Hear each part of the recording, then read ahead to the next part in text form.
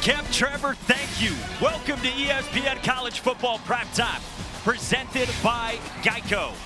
Welcome to Boulder, Colorado, and another edition of the Wild Big 12. Deion Sanders and Colorado have entered a new era with Juju Lewis at quarterback as they face Kenny Dillingham and number 25 Arizona State, who still clings to hope to reach the Big 12 championship game. 5 Big 12 teams are eligible for a trip to Arlington and the league title game. For Arizona State, the clearest path involves help from Cincinnati tonight against BYU. But of course, that means nothing if the Sun Devils cannot win tonight. With that, we say hello and thanks for joining us. Alongside the former All-American and NFL linebacker Kirk Morrison, I'm Mike Monaco. Don Davenport joins us in a moment. Arizona State has been ravaged by injuries this year. Yet, just like last year, 2 weeks to go in the regular season, they've got a chance. Yeah, that's what they're pulling from last season, the experience that got them to the conference championship game. They feel like right now they understand it is win and advance to next week. Let it all play out. Hopefully they find themselves right back in Dallas like they did a year ago. Their quarterback, Sam Levitt, is out for the season with a foot injury. So sixth-year senior Jeff Sims, he's been a great story of rebirth. He's done a little bit of everything, Mike. We're talking about the sixth-year senior, formerly at Georgia Tech in Nebraska. He's come here and found a home. You mentioned Levitt out, but it's been the legs of Sims that has really helped this offense. And he's thrown the ball underneath and got a lot of guys involved. He might even have a little bit of help tonight as well. Yeah, because he's made back-to-back starts without one of the best wide receivers in the country. Tonight, Sims gets back an NFL first-round pick in Jordan Tyson, Don. Yeah, Mike, Jordan practiced for the first time this week after missing the last 3 games with a hamstring injury. It was a full go in their Fast Friday practice. No setbacks there, and I watched him during warm-ups test out that hamstring with no issues. Head coach Kenny Dillingham told me that he will go tonight. You can expect to see about 30 snaps out of him. That's about half of his normal load, guys. Coach joked he won't want to come off the field, but they will protect him as he eases back in. Yet back to face his old school, Colorado, and Julian Juju Lewis. 1 year ago yesterday, the 5-star recruit committed here to Deion Sanders, and now the last couple games, he's grabbed a starting job from the 6th-year senior Caden Salter. Yeah, you mentioned it. He flipped from USC to come here to Colorado. And these last 2 games are what we want to see. The Julian Lewis era. Can they build some momentum as they go into 2026, the Colorado Buffaloes? In the final home game of the season for Ralphie and the Buffs, the Sun Devils are in town. Another big one in the Big 12. Kickoff is next.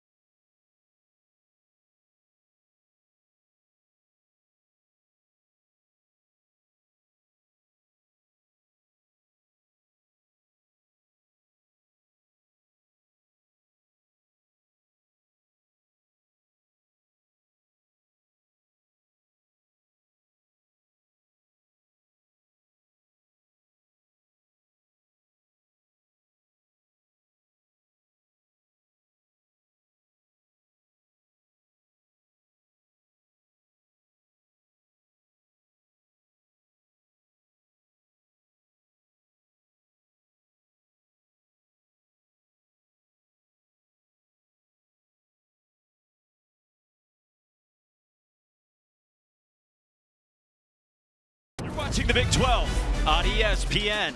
Boy, what a wild one we just saw between Utah and Kansas State. Nearly 500 yards of rushing for K-State, and yet a loss, a Utah survival. They're in the mix as well. And here we go in Boulder with Buck Buchanan to get it away to Jaron Hamilton, who signals for a fair catch. So here we go. Jeff Sims makes his third straight start for the injured Sam Levin. Top 100 recruit in the same class as Bryce Young. Burst onto the scene, as you said, Kirk, as a true freshman at Georgia Tech, a year at Nebraska. And it's exceedingly rare in this day and age for a guy with this much experience to, at the end of last year, decide to stay knowing he'd be the backup. Yeah, and he's found himself into a great position right now, possibly leading these Sun Devils to a conference championship game. Zero is in motion. That's Jordan Tyson in his return. And we've got a stoppage before the first snap. Yeah, to get the kicking tee off the field first, Mike. You can't forget that. Can't forget that. See, Ralphie doesn't fetch those. I think the more you can do, Ralphie. We have some mascots around the country that do, like at NC State last night for their game against Florida State. Tyson again in motion, and it's a give to Raleek Brown to start, wrapped up by Taufik Bayern. Take a look at tonight's impact players brought to you by Pizza Hut, including one of the top running backs in the conference. Yeah, we're going to see a lot of Raleek Brown and Shimon Matera, outstanding tight end, NFL-type potential. Amarian Miller on the opposite side, wide receiver for Colorado. And Taufik Bayard, yes, that's right, the safety. Going to call his name a lot, number 7 in the black jersey. Leading tackler for a Colorado defense that has been ravaged by injuries. Out of the pistol, zone read, and Brown gets dropped behind the line of scrimmage. Keaton Wade, the senior defensive end, last year transferred in from Kentucky for a loss of 4. Yeah, nice job by Keaton Wade. He just went right down with the offensive line. He got 2 pullers and went with the pullers, and he had a running back right there in his lap. Nice job of playing the play was Keaton Wade. Third down and long for Arizona State on the first drive.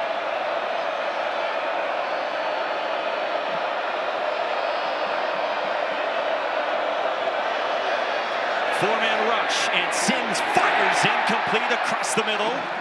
Way beyond Derek Eusebio, and it's 4th down, and Colorado forces a punt. Yeah, that's a nice job. 3 and out on your opening possession for the Colorado defense. We had a chance to see them yesterday. A lot of guys going through, a lot of injuries on that back end. But the one thing they're excited about is that guys are on the same page. We saw that yesterday at the walkthrough. That's a great start, 3 and out for the Colorado defense. And for Rob Livingston's defense, as Canyon Floyd, the sophomore from Scottsdale, comes out, and he gets it away to the true freshman, Quinnell Farrakhan, for just outside the 30, made a couple miss and got a block around the edge, and it will be excellent starting field position in plus territory for the Buffs. Well, stay with us on the Colorado quarterback carousel. 3-man competition. Told you Caden Salter won the job. He played in week 2. They all played in that game. From there, veteran backup Ryan Staub earned a start for week 3 against Houston, but he struggled, so they went back to Salter. And then 3 weeks ago, Salter faltered against Arizona. Staub went in, and then Julian Lewis got his chance, and now his first start here in Boulder. And all he's done is protect the football. The young true freshman quarterback, he wasn't ready. They said they told us he was not ready to start this season. As just a young true freshman. The time is now. We've gotten to November, and he's ready to roll. And he's going to the air to start his day as he fires to the wide side of the field and got it complete for a short gain to Joseph Williams. And what a weekend for Colorado quarterbacks. We told you a year ago yesterday, Juju Lewis commits here. He committed in large part because of Shedeur Sanders. Shedeur Sanders makes his first start in the NFL tomorrow. Yeah, that's a lot, right? Shedeur is in the recruiting process of bringing him along. Come on, Julian, come on. They finally got him. And now it's all about his development in his second career start. He's under pressure. Lewis has handled this well so far. He's directed and firing downfield, and a drop from Omarion Miller, the best skilled player for the Buffs. That's just a drop. And no, he doesn't want anybody to say he's a little bit banged up. I know he's got an issue with his hand, but this is one of those plays that Omarion Miller makes with his eyes closed. He's that type of receiver, and I know he's upset himself. Could have been a big play early on. Yeah, the junior is coming off the best 2-game stretch of his career. Back-to-back huge games against Arizona and West Virginia before the Colorado bye. Now 3rd down and 8 for the Buffs.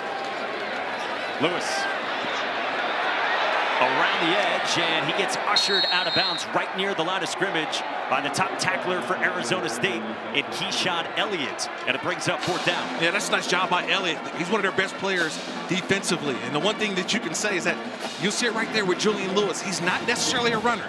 He's a scrambler. He'll try to extend the play a little bit, but he's not trying to get out of the pocket to run for yardage, and that time just ran out of bounds almost. And that's one of the big differences between him and Kaidon Salter. I mean, there's strengths and weaknesses to both, but Salter in part won the job because of the dual threat ability. Yeah, his ability to run and take off and grab yards. That is not in the game of Julian Lewis. 25-year-old Aussie Damon Greaves, the Kansas transfer, gets one away to the young Zachariah Sample, who lets it bounce into the end zone for a touchback, but we got a flag down right around the plus 35-yard line. Gives us a chance to check in with his Big 12 crew for the first time, led by referee Kevin Marr. There was no foul on the play. Immediate timeout. So there you have it. 3 minutes in, a stop on both sides. Deion Sanders against Arizona State.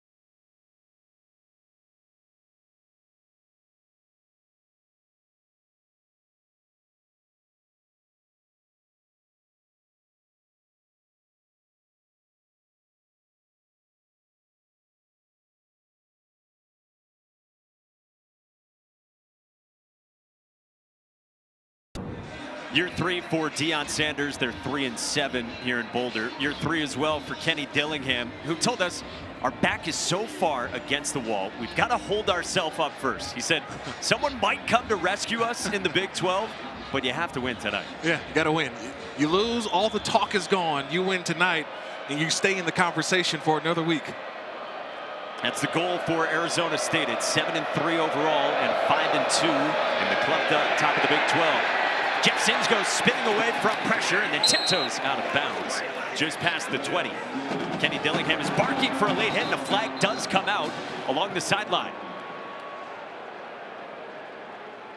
Looked like it might have been a late hit from Reggie Hughes, the veteran linebacker. Personal foul, late hit out of bounds. Defense number 50, 15-yard penalty, automatic first down. Yeah, that is Reggie Hughes, and just no need for it. I know he's running to the football, but has to have awareness on where you're at on the field. Watch 50 come in right here. Look, Sims is already out of bounds. Now, he didn't really truly make contact, but still enough contact on that sideline for that official to throw the flag. For, again, an injury-plagued Colorado defense. And at linebacker, you're going to see more Reggie Hughes today because Jeremiah Brown's been banged up. We were told that Brown is emergency only today. So it is really thin at linebacker for Deion Sanders, Rob Livingston and company. Yeah, Jeremiah Brown played a lot of plays last week, unavailable today or in an emergency role. So a lot of guys flying through there today in that linebacking core. So the ball to the 32, and we've got a flag that comes down right at the snap. Looks like it's going against Arizona State. False start. Offense number 64. 5-yard penalty, first down. Yeah, it's been injuries all over the place for Rob Livingston. He said to us yesterday, we're down 7 starters from how we began in week 1, including their best corner in DJ McKinney. Another starting corner, RJ Johnson's been out for the bulk of the year. Yeah, to quote our director, Ed Curran, the impact player has been the trainers for Colorado. How many injuries they've had to deal with. Brown with a cut, and he weaves out just shy of the 35.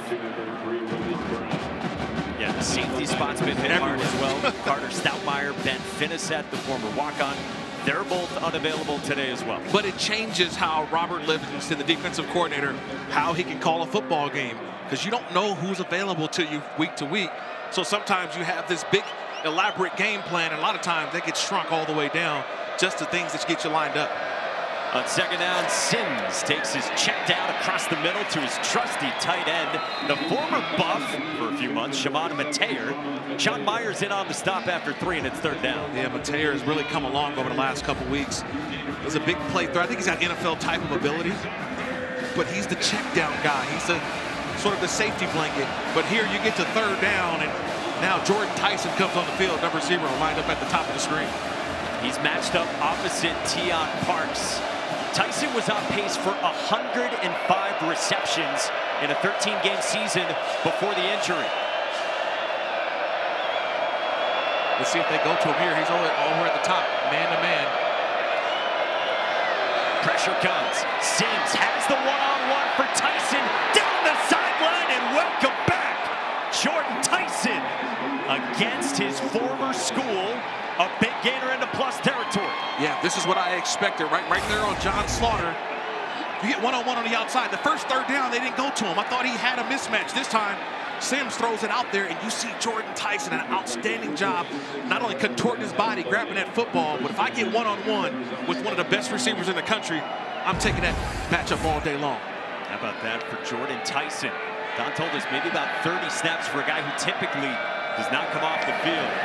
Sims pulls it, and Eusebio not ready for it on the slant on the RPO. So a year here for the Buffs in 2022. Been out the last 3 games with a hamstring injury. Came back to a running progression in practice this week. Not at 100%. Was officially a game-time decision, but you know this one means more to him. Yeah, it means more to him, and you saw it after that first catch by Tyson. He did it right there on that Colorado sideline, and he's letting them know, the former Buffalo, you shouldn't have let me go. He wants this one bad. 42-yard pickup. Man Robinson, freshman running back, checks in behind Sims. He's got the one-on-one looking for Malik McLean just out of his reach. Ivan Yates, the corner, had the coverage, and it's third down. Well, yardage has not been a problem for Arizona State's offense this year. Kenny Dillingham has talked about how productive they've been moving the football.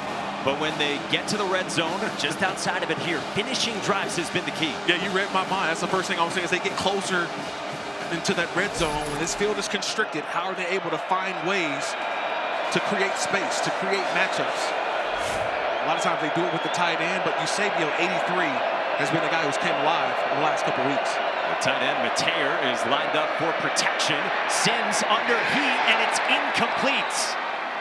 All kinds of pressure from Arden Walker and company on Sims, and it's fourth down. Yeah, perfectly timed blitz by number 13, John Slaughter. Remember, he gave up the play earlier to Tyson, but this time he comes scot-free, and he's the one that got into the face of Sims and made him have to rush that throw. So Kenny Dillingham will send out Jesus Gomez, fifth-year senior kicker from Puebla, Mexico.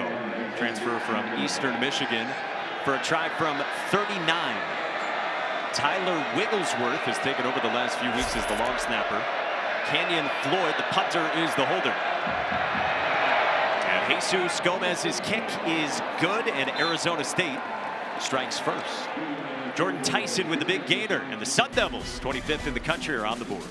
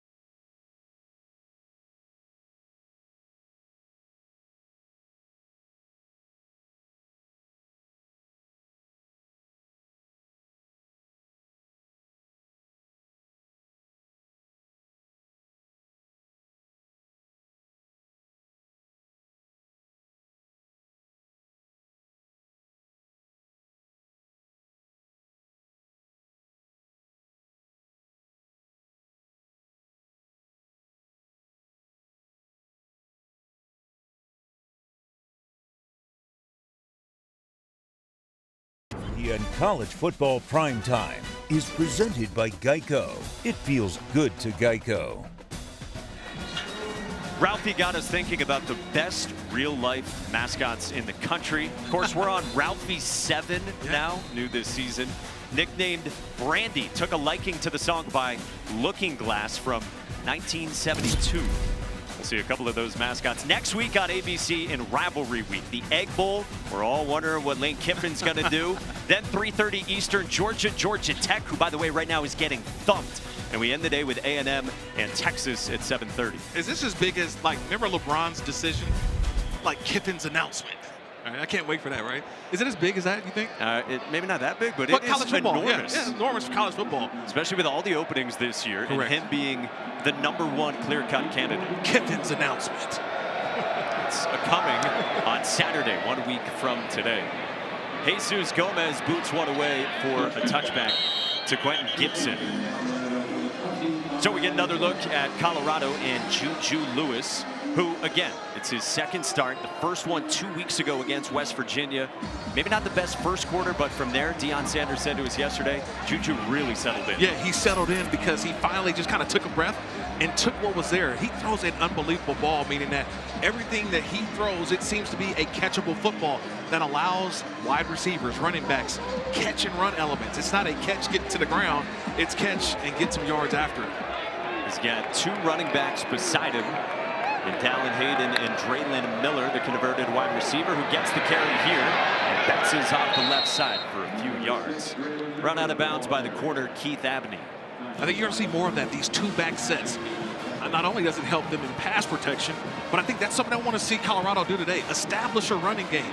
Try to make things a little bit easier for Julian Lewis, but also some play action. When you get some play action, get those linebackers biting up, Julian Lewis can hit them over the top. He has shown great accuracy. That's one of the big things we heard around this Colorado program here this weekend. Still the two running backs with Brett Bartolone calling the plays. Again, not Pat Shermer. Lewis looking for somewhere to go, and Lewis escapes with a hesitation, gets popped down past the 30 by Ghost Rouser after Ford, and sets up 3rd down and manageable. That's a nice job by Lewis. You want to see more of it at times, but then you got to find a way to protect yourself. See, he goes to the progression and then finds a way to sneaks out the back, gets a couple yards, and this is where he's got to learn how to slide.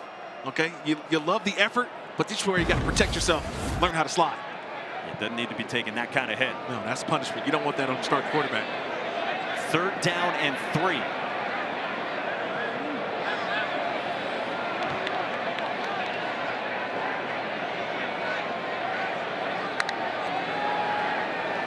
Lewis to throw, and it's tipped and incomplete. Broken up by the nickel Montana Warren, who almost had an interception, and now it's 4th down, and out comes the punt unit. Yeah, nice job by Warren. They just dropped in the zone. And so when you have a zone drop defensively, all eyes are on the quarterback. Julian Lewis's eyes took them to the football, almost the interception by Warren.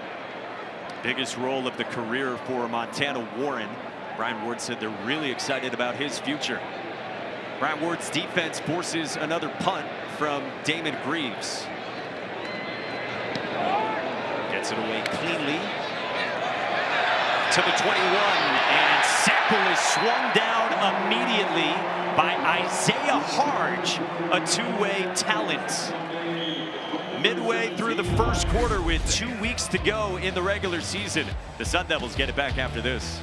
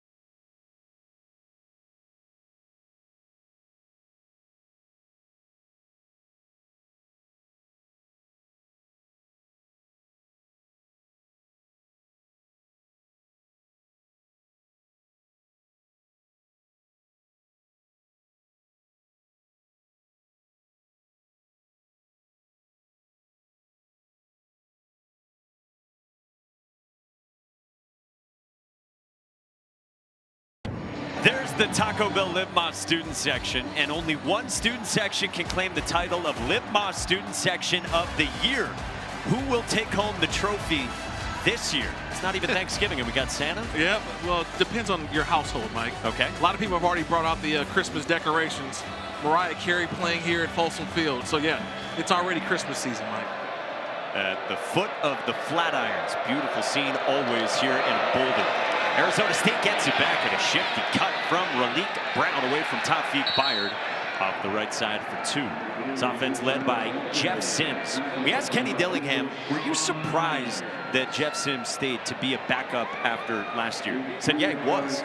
He had told Jeff Sims after last season, Sam Levitt's our guy. If you want to play somewhere else, I'm going to help you, but Jeff Sims stayed. Yeah, and that's the experience and maturity. Because you know why? He was tired of moving all across the country, from Nebraska from Atlanta, Georgia Tech. Just want to be at home. I want to be somewhere where I can learn and develop even at this age. He fires to the near side and has it complete to Derek Eusebio with 3rd down coming up, Don. Yeah, Mike, I actually talked to Jeff about that decision, and he told me he felt like he had learned and developed so much while he was here. He wanted another year to do that with the same staff, said he prayed about it, felt like it was the right decision, that he would finally get his opportunity, and here we are, guys. He is so grateful for every second. Said he had a lot of experience already. The goal is to play on Sundays, so stay in the same system and learn and be ready to shine when you get your chance. Looked like there was movement early, maybe on the left side of the offensive line. Looks like 53, Josh Atkins, left tackle. False start. Offense number 53. 5-yard penalty. 3rd down. Costly when it was 3rd down and 3. Your thoughts, Kenny Dillingham? That is blank bad, he says colorfully. So it backs up Arizona State. Atkins, 5th-year senior from Arlington, Texas, in his 2nd year with the Sun Devils after stops at Houston and Hawaii. And here's Tyson right here. Jordan Tyson, he's at the bottom of the screen. So I'm looking, is there going to be safety help over the top for Ivan Yates? He's the corner to that side on Tyson. Sims looking that way. Tyson trying to adjust and cannot make the catch. Through the contact from Yates. No flag, and Kenny Dillingham sprints 30 yards down the sideline, bellowing for a flag. Well, that's just what I wanted to see, Mike. How would they handle Jordan Tyson on that 3rd down, where he's a little upset because of the coverage by Colorado? Watch the bracket. You're going to have Yates, number 29, and then you see Taufik Bayard, number 7. So they have a bracket on him, but that time underneath trying to get back to the football was Tyson. And I think you could have had a little bit of restriction by Yates there. You could have threw the flag on that one. As they hunted for Tyson. Oh, snap back to Canyon Floyd. Arizona State has had shaky special teams, but it's a fair catch at the 35 from Farrakhan. Hey, kick off your Week 12 NFL Sunday, 10 a.m. Eastern with a countdown crew over on ESPN and the app. Then Monday Night Football, it's the Niners hosting the Panthers. 8 Eastern on ESPN, ESPN Deportes, and the app. Peyton and Eli here on ESPN2 with Brock Purdy at the controls against Bryce Young coming off a big one. How crazy that depending on what happens on Sunday night between Rams and Buccaneers, the Panthers could be playing for first place on Monday night. How about that? Remember, you're just talking about Bryce Young in the same class as Jeff Sims. And I think Brock Purdy may have been in that class as long as he stayed in college as well at Iowa State, back as a starter in San Francisco. But man, just I love football, and you never know when your opportunity is going to present itself. It's 2 starts in a row, to your point, for Juju Lewis, who fires incomplete for his running back, Dallin Hayden, who had the linebacker, Jordan Crook, in coverage. Trying to get off to a good start. Deion Sanders said to us that in the first start 2 weeks ago for Juju Lewis, he sensed nerves early on. Pat Shurmur, not calling the plays anymore, but still the offensive coordinator, said the first quarter was mid. And everything was good from there offensively. To me, it's just how do you get Julian Lewis into a rhythm early? Hayden on the swing pass, wrapped up immediately by Kendrick Breedlove, the former Buffalo, who was here as a backup 2 years ago. Yeah. So 3rd and long for Brett Barnalone. bearded behind the pole, who again is calling the plays now after he took over that role from Pat Shermer. Yeah, but how do you get Julian Lewis going early? That's how you do it. You try to get those short, quick screen throws, but a nice job by that defense of Arizona State being able to attack and catch it for a loss. Colorado did not want to be behind the chains. They need 14 here on third down. Hayden with a drop out of the backfield. Crook was on him anyway. It's 4th down and long, and Colorado will punt again here in the first 10 minutes. Yeah, and another 3 and out. They're just only going to rush 4. So they're going to rush 4. You mentioned, Mike, 3rd and long. They're going to get 4 rushers, 7 guys in coverage, and they're inviting Julian Lewis to do what? Throw the ball underneath. At some point, we saw this last week, they're going to have to try to find some vertical, explosive plays down the field. 3 possessions, 3 3-and-outs. Drives of 1 yard, 6 yards, and now -4 yards for the Buffs. Sample from just beyond the 20. It's positive yardage to the 31. Let's take a look at the college football headlines presented by Harbor Freight. Notable Big 12 games today. Utah with a win against Kansas State, who had jumped out to a really fast start. Avery Johnson and company, that team rushed for nearly 500 yards and lost against the Utes. Was there any defense played? I mean, you give up a 50 burger. I mean, 51-47. I thought we were playing defense in college football, but you mentioned it. Keeping our eyes on that BYU-Cincinnati game. That has a lot of ramifications on what happens next week for Arizona State.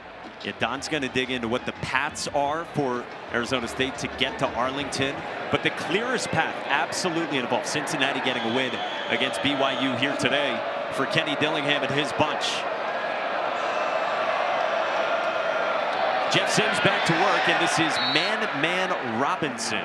5'9" true freshman for no gain, running right at the veteran defensive tackle, Anquin Barnes. Yeah, you know what? I'm enjoying watching this defense of Colorado.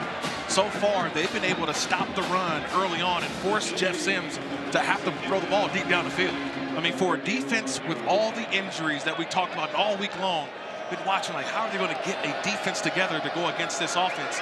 And right now, everybody's communicating, but they're also building a wall in the run game. Sims to Robinson on the check down, and the ball's out. Loose along the sideline, and Colorado's got it. Sean Myers popped it out, and Keaton Wade's got the recovery for the Buffs. Rolling on the field over the fumble recovery by Colorado. First down. Wow, what a job. I want you to watch Taufik Bergmeyer. He's our guy. Remember the impact player. Watch Seven just come in and throw the hammer down. That's how you hit. You get the ball knocked out, and you get the recovery. It's all about creating turnovers and opportunities. We've just bragging on this defense. They finally got the turnover needed for their offense.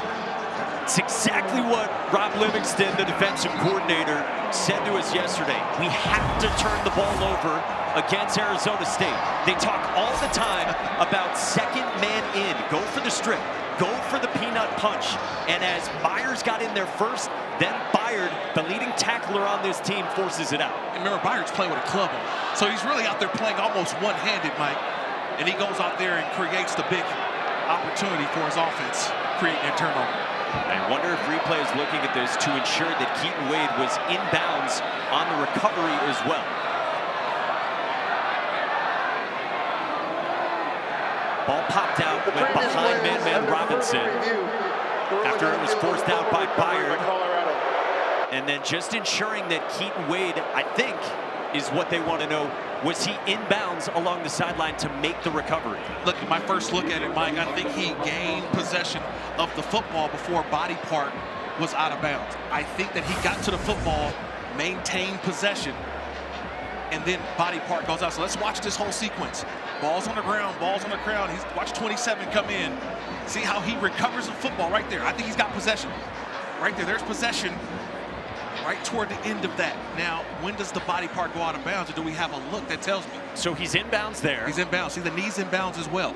Okay. He gets possession right. See, the feet are off the ground. There, and I think the feet are off the ground. I think that's a clear recovery inbounds. Well, and remember, the call on the field was that this was a fumble recovery inbounds. So we've got to find a definitive look that shows us something different.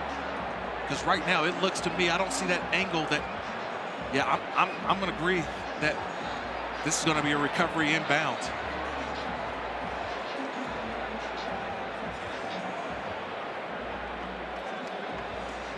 I would be shocked if they overturn this. I think this has to be upheld. Just not enough looks to say that, hey, you know what? He's out of bounds when he recovered. Again, the threshold is clear and obvious. And as you said, call on the field is most important, that this was a fumble recovered by Colorado and Keaton Wade. And remember, he never steps out of bounds as well. Another thing, to establish himself inbounds. He watched 27, he's going to come out of nowhere. Remember, never steps out of bounds. Comes in and makes the play. After further review, the ruling on the field is upheld. Yeah. First down, Colorado. Had to be. That's a nice job. That's good team defense by Colorado. Creating opportunity. Now it's left up to Julian Lewis to try to find something for this offense to punch this in for a touchdown. Well, it was exactly the recipe for Colorado's defense, as plagued by injuries as they've been. Taufik Bayard comes up with a huge play for Rob Livingston's defense. And now, despite an offense that hasn't done anything yet, you've got excellent field position and some momentum. I think you take a shot right now with Amari Miller on the outside. Instead, a give to Draylon Miller, who was immediately clamped off the left side. Don. Yeah, people might recognize that last name Bayard, right? He's the brother of All-Pro Bears safety Kevin Bayard. Now, they didn't grow up together, big difference in age there, but they do keep in touch. They connect before and after seasons to go over goals, talk ball, and Taufik told me biggest thing he's learned from him, the art of preparation. No one prepares like Kevin Bayard, and I think we just saw the effect of that prep right there. Sure did, Don.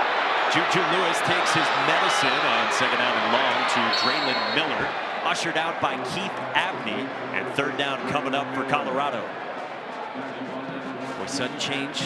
You said maybe a shot on first down. Seemed like they were looking for it on second. Well, yeah, they had Sincere Brown. He's going to stop right here in the middle. And if you've got time, Julian Lewis has got to find him. See, he just gets lost in coverage. He's just sitting there wide open. He hits Sincere Brown. That's a touchdown. But he gets lost. And this is where Julian Lewis, keeping his eyes downfield, going through the progressions, could have had a big play right there for a touchdown. Colorado so far 0 for 3 on third downs.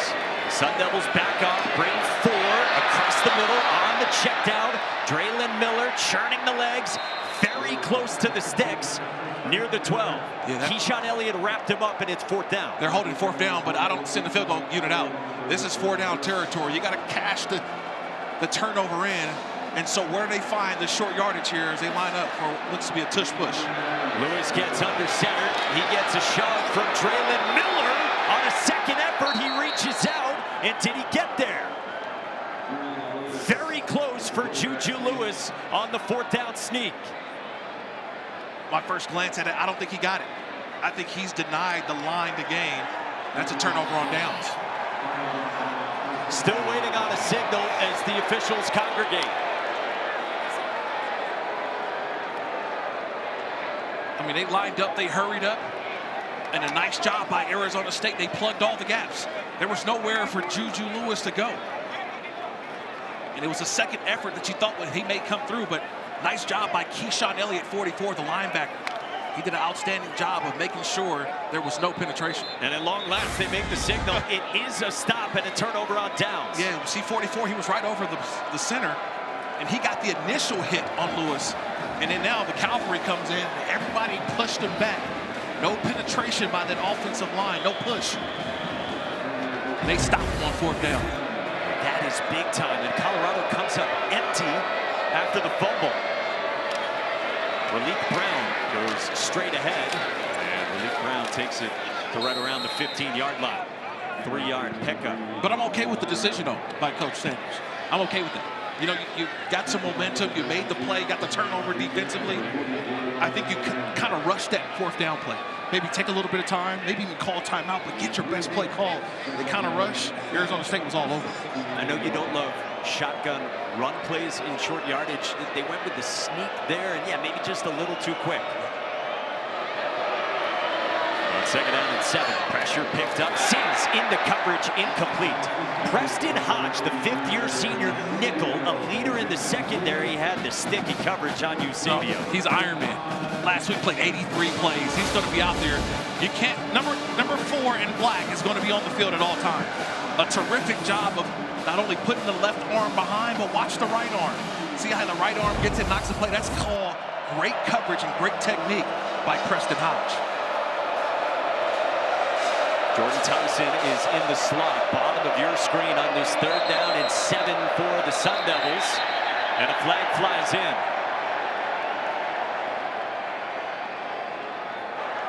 False start.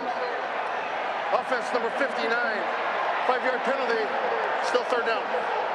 It's Makai Stewart, the 360-pound true freshman who's been playing a lot of guard here recently, and that's another false start for Arizona State on a 3rd down offensively.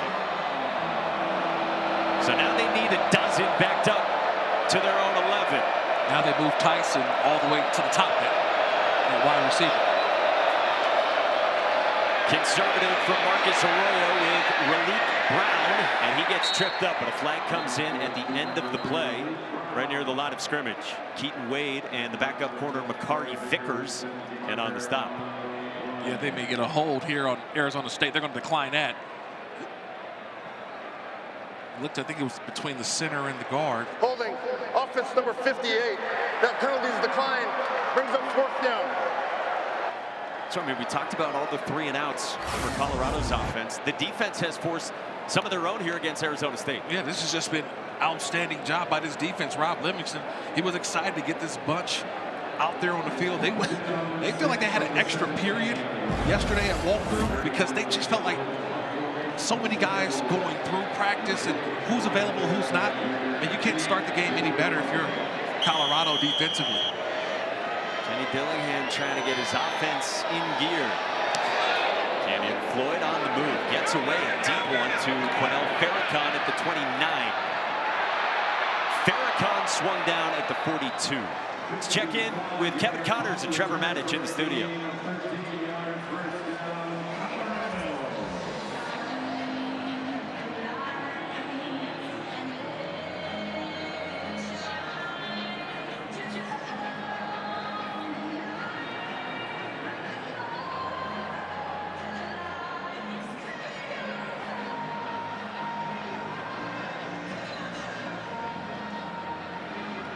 Fellas, that was unexpected. You're talking about a Georgia Tech team 6-1 in the ACC, and Pitt, even after the loss handily at the hands of Notre Dame, 5-1 in the ACC. You smell that?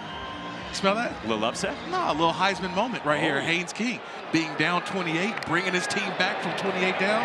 The possibilities. Here's Michael Welch with the biggest game today for Colorado. Takes it to the red zone. Colorado's leading rusher picks up 39. Man, what a block by the left tackle, Kareem Hart. You always want to know, watch 55 right here. Watch the kick out. You need great blocking up front, but you need access. He gets that kick out block, and boom, that's where you get the big run by Welch. Getting down the field, one of their big explosive running backs. Nice run. Welch tripped up off the left side. You mentioned Kareem Harden, 5th-year senior. It's his 3rd game in a row playing a ton, after he really hadn't played in a month and a half, because again, Jordan Seaton, superstar sophomore left tackle, is out. The guy who'd been in a walking boot. He was out of the boot yesterday at walkthrough, but didn't participate. Deion Sanders had thought he'd be back for this game, and Seaton's not. And look, one guy's misfortune is another guy's opportunity, and right now, Kareem Harden is taking that opportunity. We saw that outstanding block, really to get this offense going. And Larry Johnson at right tackle either for the Buffs. So 2 starts for Juju Lewis, down both his bookend tackles. Blitz picked up. Lewis with a sidestep, and he takes off. Juju Lewis smartly slides down like you wanted earlier. Yeah. Enough for a 1st down to set up 1st and goal. Man, let's go back to that block by Dallin Hayden, though, number 7. You saw that block. You got to have great blocking up front. Hayden was able to hit the blitzing linebacker, and then Julian Lewis, seeing at the middle of the field was wide open, goes and takes off, and very comfortable slide, learning from his earlier missed opportunity where he dove head first and took the hit. So another chance into the red zone for Colorado, trying to cash in with the 1st quarter winding down. Dallin Hayden into the end zone, touchdown Colorado.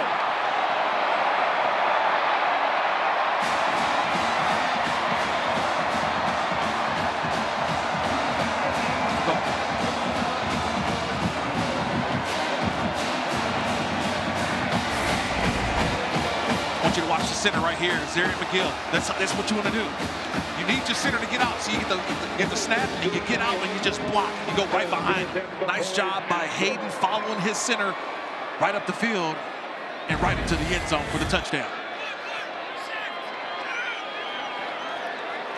4 plays, 57 yards. Quanell Farrakhan set it up with a smooth return.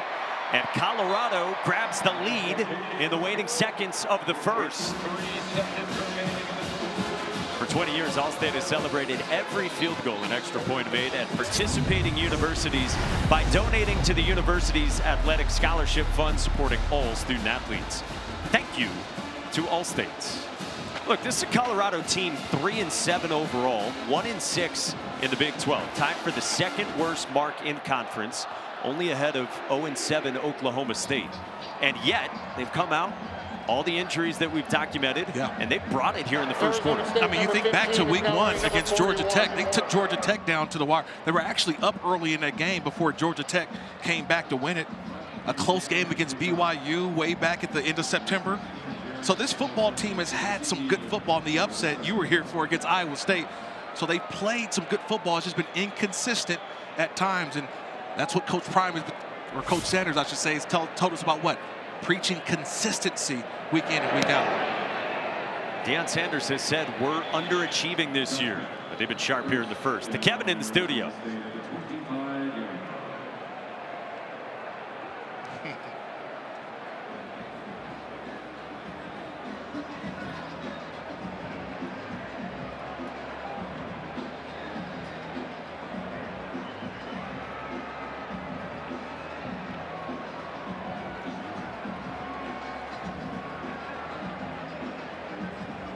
Could Mestamaker and Eric Morris, a coach maybe who's going to be in demand, could they get that group of 5 spot? Don't sleep on North Texas. We've had a chance to go down there. That's a good looking football team. Denton is a whole lot of fun. Sims pulls it out of a 2 running back look, and he gets stacked up for a 2-yard pickup to take us to the end of the first. Deion Sanders and the Buffaloes have the lead as Jordan Tyson has made his return to the lineup and to Boulder. 7-3 Buffs on the Devils after 1.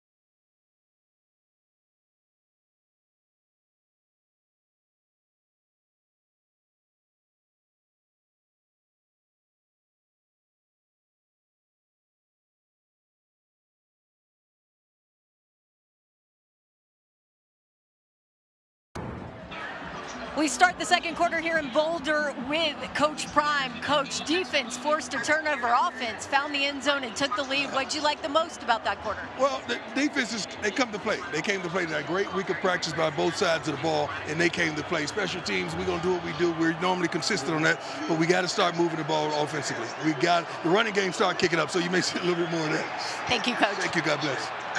Don, thank you. Jeff Sims with a sidestep of trouble from London Merritt and lived to play another down, 3rd down and 8. Oh, London Merritt thought he had a sack. He thought he had Jeff Sims, and at the last second, Sims, just the pocket presence, gets away from the sack and throws the ball out of bounds. Something to note, this is the first Colorado lead since 6 weeks ago in that win you mentioned against Iowa State. They put the clamps on Jeff Sims and the Arizona State offense. Obvious passing situation. Look at the tight end, Mateer, in the backfield for protection. Been doing this a lot over the last few weeks.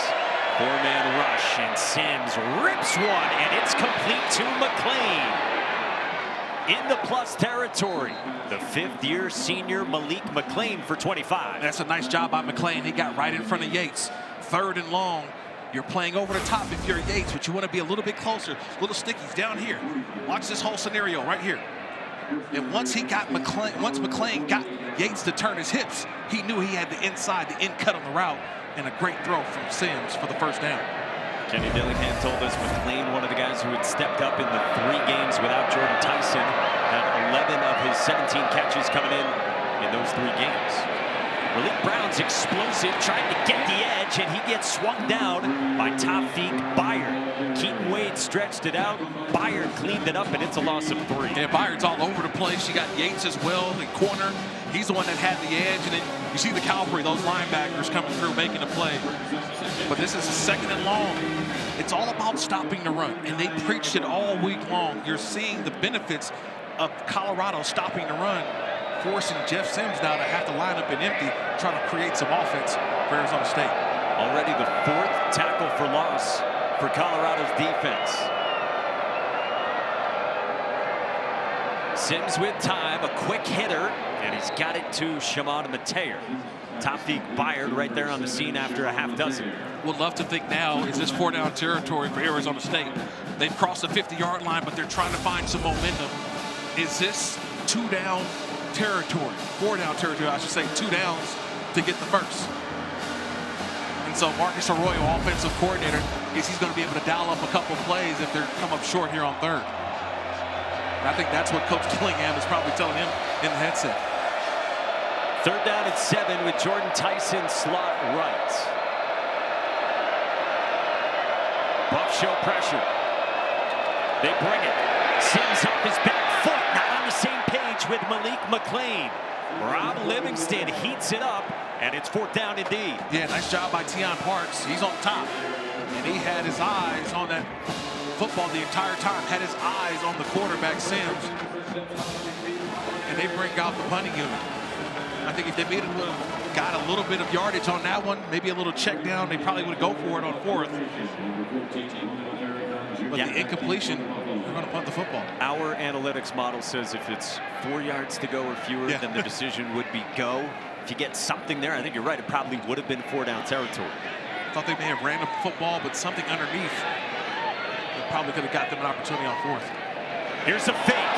Canyon Floyd's done this in his career, and he connects again to move the sticks to the big boy.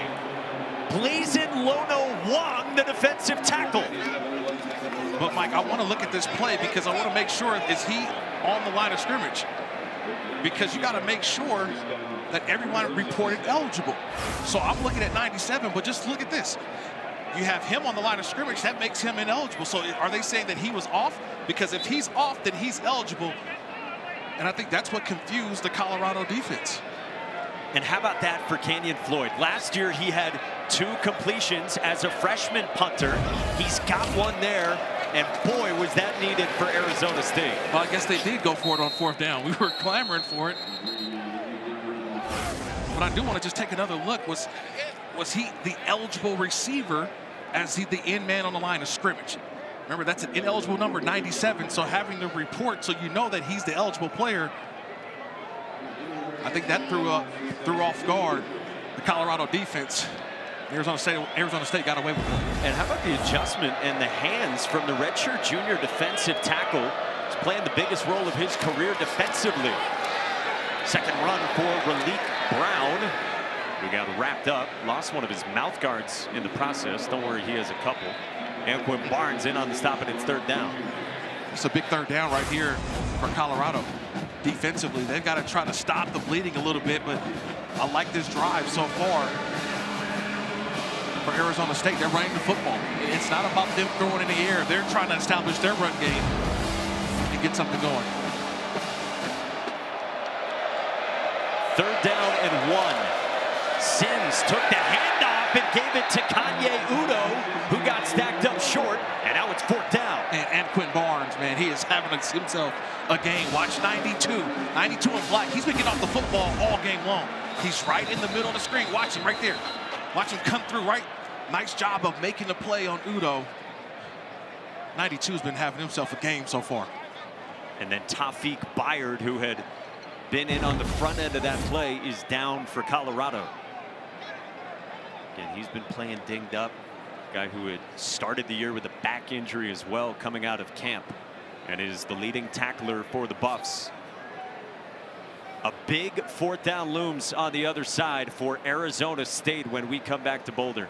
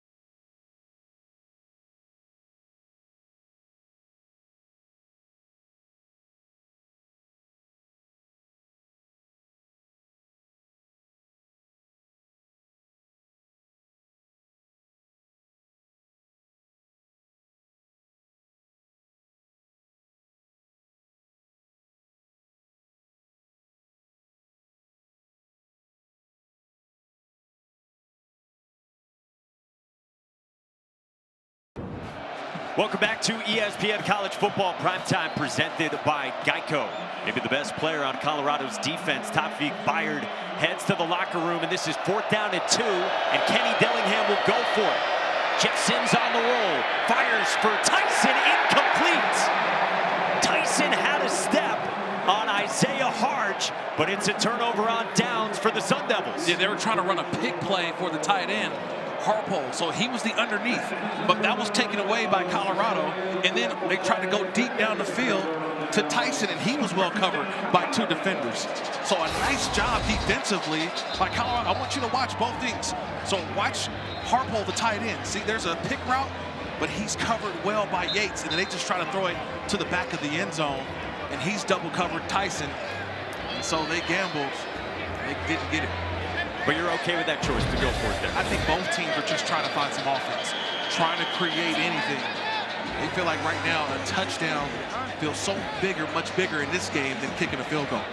And what feels like it'll be a low-scoring game. Dallin Hayden on a first down run. Justin Watley, who's been great recently, and on the stop. So Colorado up by 4. 5 minutes into the second quarter. Again, 3-7 overall, 1-6 in the Big 12, coming out of their bye week. After before that, they had lost by 7 at West Virginia. Second career start for the 5-star freshman Juju Lewis. On the RPO, he's got a connection to Omarion Miller, who's got his first catch, the top skill guy for the Bucks. You know, we talked about that ball accuracy. You want to see accuracy? That's it right there. Little RPO action, and watch where this ball is delivered at, right where it needs to be. Right into the hands of Omarion Miller, where he's able to catch, secure, and keep running after the catch. Miller, who has been so good these last couple of weeks, forming that bond with Lewis. Lewis forced to get rid of it. Watching Colorado on film, Yes. Juju Lewis to Omarion Miller is unquestionably their best offense, right? Yeah, especially when they get it deep down the field. When it's just one-on-one, I think Julian Lewis gets to the line of scrimmage and say, come on, really?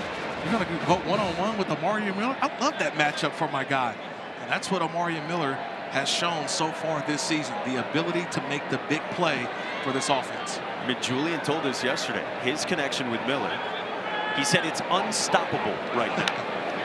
Trying to get him more involved. Draylon Miller is met with a physical tackle in the hole by Keyshawn Elliott for no gain. The senior linebacker who's been awesome this year. Man, he's down. He's one of their best players. It's Elliott in the 2 corners. Watch 44 on the right side of the screen. He defeats a block and just comes out of nowhere. See how he flashes? When he flashes, that is a form tackle. That's a wrap. That's the way linebacker coaches want to see it right there. They like the wrap at the end. Brian Ward told us the coaches do not even beat Keyshawn Elliott into the building. Sets up 3rd down and long for Colorado. Buffs 0 for 4, you see, on 3rd downs. Sun Devils back off and bring 4. Lewis on a crosser at the feet of Sincere Brown, and it will force another Buffalo's punt. And I think Juju Lewis, he's going to understand this. I think he's a little frustrated with himself on that last one. Is that Arizona State showed pressure, but they backed out of it late. They only rushed forward. They got into a zone, and Juju Lewis just rushed that throw. He felt like the pocket's caving in on me. I got to throw it. He had a little bit more time than he may have thought, and probably could have gotten the ball a little bit more down the field. And I told us yesterday, the biggest part of his growth getting into college has been reading defenses, as you would expect for a guy who reclassified him, should be a high school senior. Damon Greaves booms one to the 15 for Zachariah Sample. Takes it past the 20 before he got popped by Preston Hodge. Midway through the second, Sun Devils with the ball down by 4.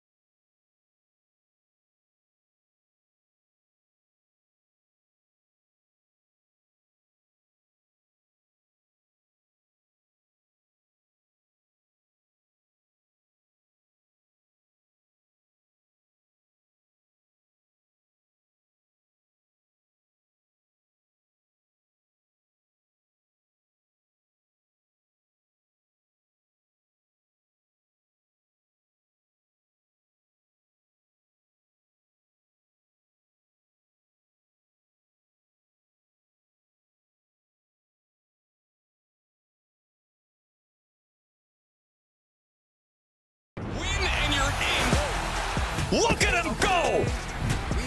And he did not get there! The Big 12 championship. A win today for Arizona State. Their chances to play in the Big 12 title game go up to 13%. I grinded the scenarios for you. If they win out, here we go. A loss by Texas Tech next week. BYU beats Cincy and UCF. Utah loses one, they're in. Or Texas Tech beats West Virginia. BYU loses to Cincy but beats UCF. Cincy down to TCU. That gets it done. Everyone's still with me out there. I got one more for you. Texas Tech, Houston, Cincy all win out. BYU beats UCF. Utah loses at least one game. Arizona State is in. Mike and Kirk. So I'm saying there's a chance. My brain is fried. You two will be quizzed on this later. Are you on it? We call this Detective Don Yes. every week. That is Don's finest work of the season. I want to play Tecmo Bowl now, by the way. Just look at that graphic. Outstanding job by Caitlin Erk as well. Sims on the run with a connection to Derek Eusebio for a first down. All right, to boil all that down, though, Yes. you have the odds you see here. Clearest path is this. You win out, you have to do that. Texas Tech wins next week. They're off this week. They play at West Virginia next weekend. And then tonight, if BYU loses to Cincinnati, a game that is tied right now, but BYU wins next week, and next week, TCU then beats Cincinnati. It's a lot to unpack. That is the best path for Arizona State. Malik Brown goes skipping at Isaiah Harge to the 45 and keeps on pushing the pile. Good enough for a first down, Don. Yeah, so all these scenarios, none of the players have gone through them. Miles Rouser told me that they don't do the detective work. They don't care what needs to happen because at the end of the day, if they don't win out, guess what the percentage is? It's 0. This is a group that feels they've had their backs against the wall for the last month, and that's where they thrive, guys. And Don, they got to get in gear. Trailing by 4 against 3-7 Colorado midway through the second. Couple first downs on consecutive plays. Another give to Brown with that sudden burst. John Slaughter wraps up. Malik Brown came in 3rd in the Big 12 in rushing yards behind Texas Tech's Cameron Dickey and BYU's L.J. Martin. Yeah, watch this run here by Malik Brown. Watch the power, though, and the way he's able to hit the hole and accelerate. That's the last couple of weeks I've seen the most out of Malik Brown because they've had to rely on him in the rushing attack, but also what he's doing receiving the football as well. Last week, he had 3 receptions for 29 yards and a touchdown. That may be the recipe for this offense. Marcus Arroyo is trying to take some snaps off of Brown, so Kanye Udo, the Army transfer, comes in. He supplies some power, and he's got a first down on 2nd down and 1. And Malik Brown stepping into this big role. Of course, Cam Scadaboo was 5th in the Heisman last year. This year, Kyson Brown, well, he's been out since week 5. So Malik Brown has really stepped up after last year suffered that torn hammy on the 2nd day of fall camp and missed the year. And so where do you find your offense? And now the offense you've seen running the football has really gotten this offense to me on first down, getting opportunities to at least try to get the ball down the field and get Jordan Tyson back in the game. 4 plays, 3 first downs this drive, and Sims pulls it from Udo and heads toward the edge with a shove of Hodge, who wrangles him down at the 35. And running the football again. Yeah, but this is what happens because they've been running the football to the running back, but watch the defensive end on the right side cave down. Number 53, Arden Walker. He caves down. Sims sees that, pulls the football, and got the positive yards on first down. It's run to running back, and Sims takes it off. Guy you've known a long time in Marcus Arroyo, the offensive coordinator, who has had to undergo a reinvention with all the injuries, especially at quarterback, with Jeff Sims taking over for the injured Sam Levitt. Fake it. Sims under pressure.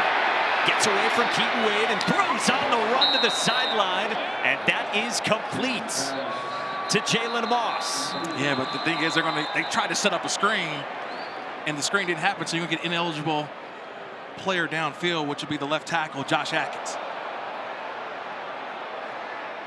Ineligible receiver downfield. Offense number 77. 5-yard penalty. Repeat 2nd down. Well, they're going to get 77, but he also could have got 53. It was multiple guys because they were setting up for the screen backside, but a nice job by the Colorado defense. Just watch these guys right here. They're going to get down here. trying to set up the screen. And so when you get those guys down the field, they're all trying to block for the screen, but there's no screen call because of a nice job by Colorado's defense. And that's where Jeff Sims just kind of has to throw the ball away or run out of bounds. Can't take that penalty. You could have got multiple guys, like you said. Of course, the rule is can't be more than 3 yards downfield. Malik Brown found the lane, then got dragged down. Reggie Hughes in on the stop. 3rd down coming up.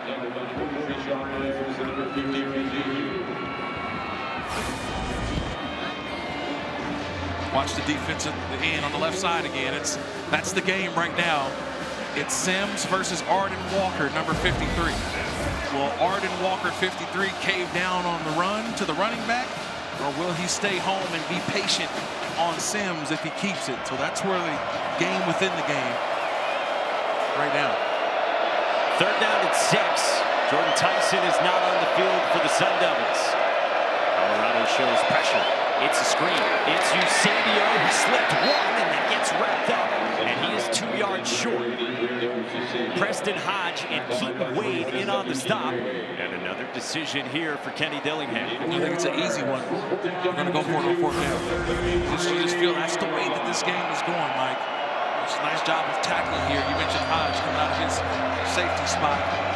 Playing a little safety and nickel there, making a play. But 4th and 1. I'm going to keep this ball in my quarterback's hands. Little read option. Let Sims go grab 1 yard. Still no Jordan Tyson here on 4th and 2. Fake it. Sims throws it. Sideline Malik Brown. Touchdown Sun Devils.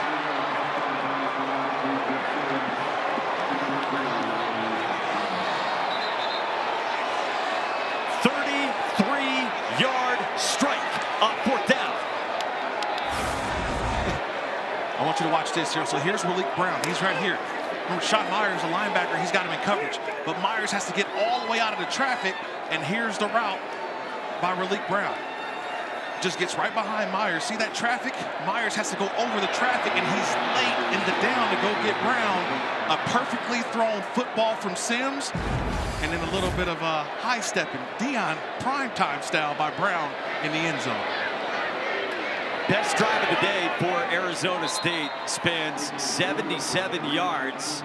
And on this 4th down, Jeff Sims again goes to the air and converts. Yeah, he converts to Brown, gets to the end zone, and it's Malik Brown, prime time stepping Arizona State with the lead here in Boulder.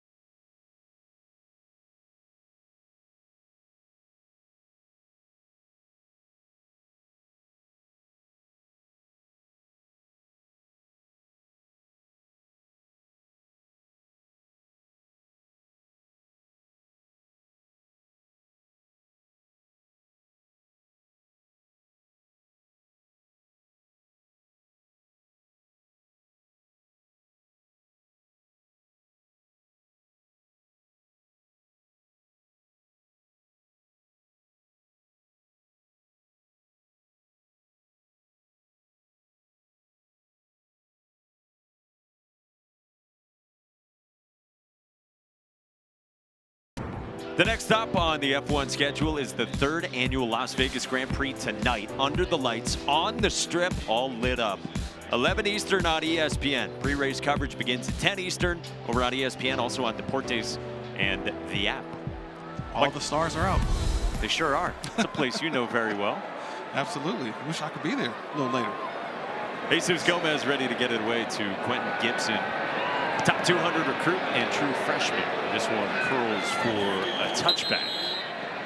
Time now for our drive recap, brought to you by AutoZone. And it was really all about Raleek Brown and Jeff Sims.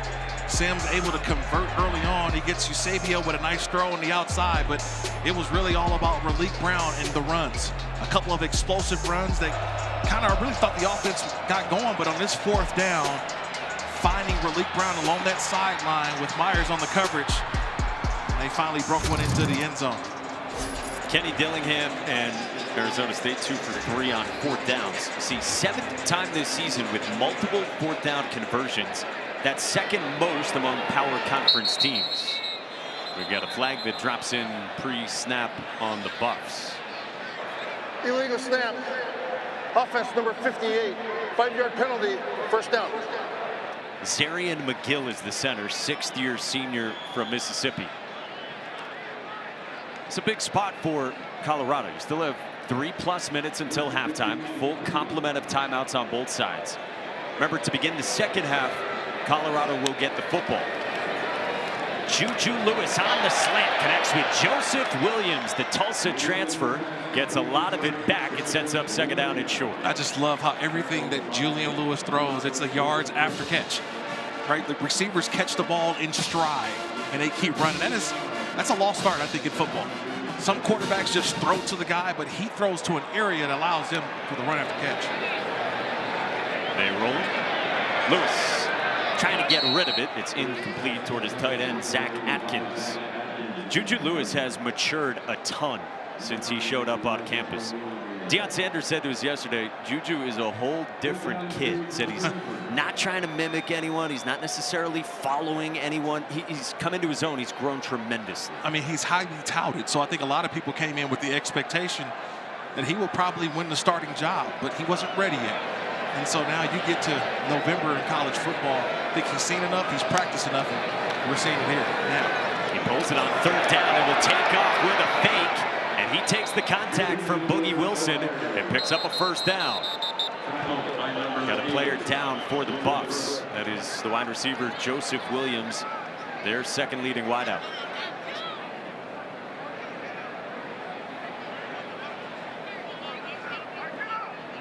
Marion Miller serving as the trainer for Joseph Williams. Yeah, Boogie Wilson, number 6. He's the one that knocked Williams down because he thought he was the primary target on that play. Instead, Julian Lewis kept the football and powered his way for the 1st down. Watch on the right side of the screen. That's Boogie Wilson. I'm sorry, no, that was Bree Love. Thought it was 6, but 6 was on the tackle of Lewis, but 5, Bree Love was the one that hit Williams, and then he didn't have the football.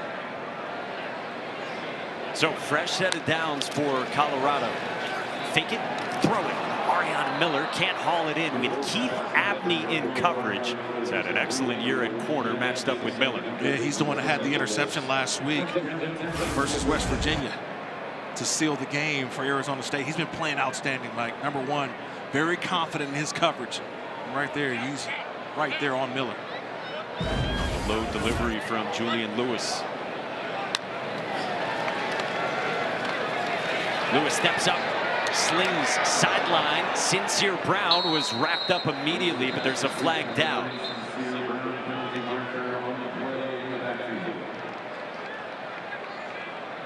Personal foul, roughing the passer. Defense number 95. 15-yard penalty, automatic 1st down. Justin Watley, who just thought he was finishing a hit, but they flag him here. Yeah, that's just a little too close. I think Watley could have stayed off of the quarterback. Watch, it's late in the down. You get 1 step. So 1, 2. Yeah, that ball's already gone. That's a good call by the officials. Especially hitting him up there by the head and neck area. That little push, that shove, it's right in front of the official. Watley could have held off. Yeah, I think it's a correct call. So that really hurts Arizona State. Ball's hit the 42 for the Buffs, and this is Dallin Hayden with a good gain wrapped up by Clayton Smith after 5 as we tick toward the 2-minute timeout. Slugfest in Boulder for much of this first half, but the offense is waking up at Folsom Field.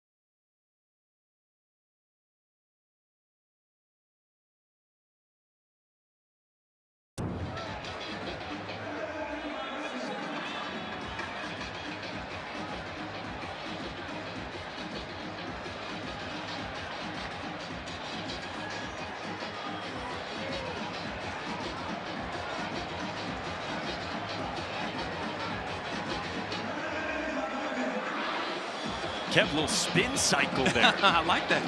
Technical difficulty. I like that. Cyrus Allen from Brendan Sorsby. Here in the Big 12, Colorado with the football. Juju Lewis taking a shot. Wants Omarion Miller, and it's out of bounds, and it brings up 3rd down with Keith Abney draped all over Miller. I told you Abney's playing some good football. He is playing some outstanding football. That time he was patient, and he just watched Miller the entire time. Just watched his posture and never saw that the ball was anywhere near. A lot of cornerbacks panic in that moment. Nice job of patience by Abney. Now this gets interesting in terms of clock management. You got 3rd down and 6. Both teams still with 3 timeouts, and you're probably outside of field goal range. Lewis seals it for Miller. Now you got 4th down coming up, and only 6 seconds came off the clock. Yeah, and I think this is a situation, mate. I'm looking over at that sideline for Colorado. This is a big decision here, because do you want to punt it? But you feel like you're so close. You don't want to kick the field goal here because it's long distance. Just out of the arms of Miller was that throw. Again, Abney on coverage. There's Brett Bartolone, again, who has taken over in his third game calling the plays. He's the tight ends coach. They stripped Pat Shurmur of his play calling duties as offensive coordinator. You're beyond the range of the sturdy, but usually around 40 yards, Alejandro Mata. Now you got the play clock winding down as well. Take timeout. I think it's the right timeout, too. First charge timeout. So Deion Sanders Colorado. will think things over 30 seconds. with 1:50 to go until halftime. Year 3 for Colorado under Deion Sanders. He took over a program that bottomed out in 2022 under Carl Durrell. In year 1 for Deion, they burst onto the scene with wins over TCU, Nebraska, and Colorado State. Finished that year 4-8. Then last year, of course, 9-4, 7-2 in the Big 12. The Heisman for Travis Hunter.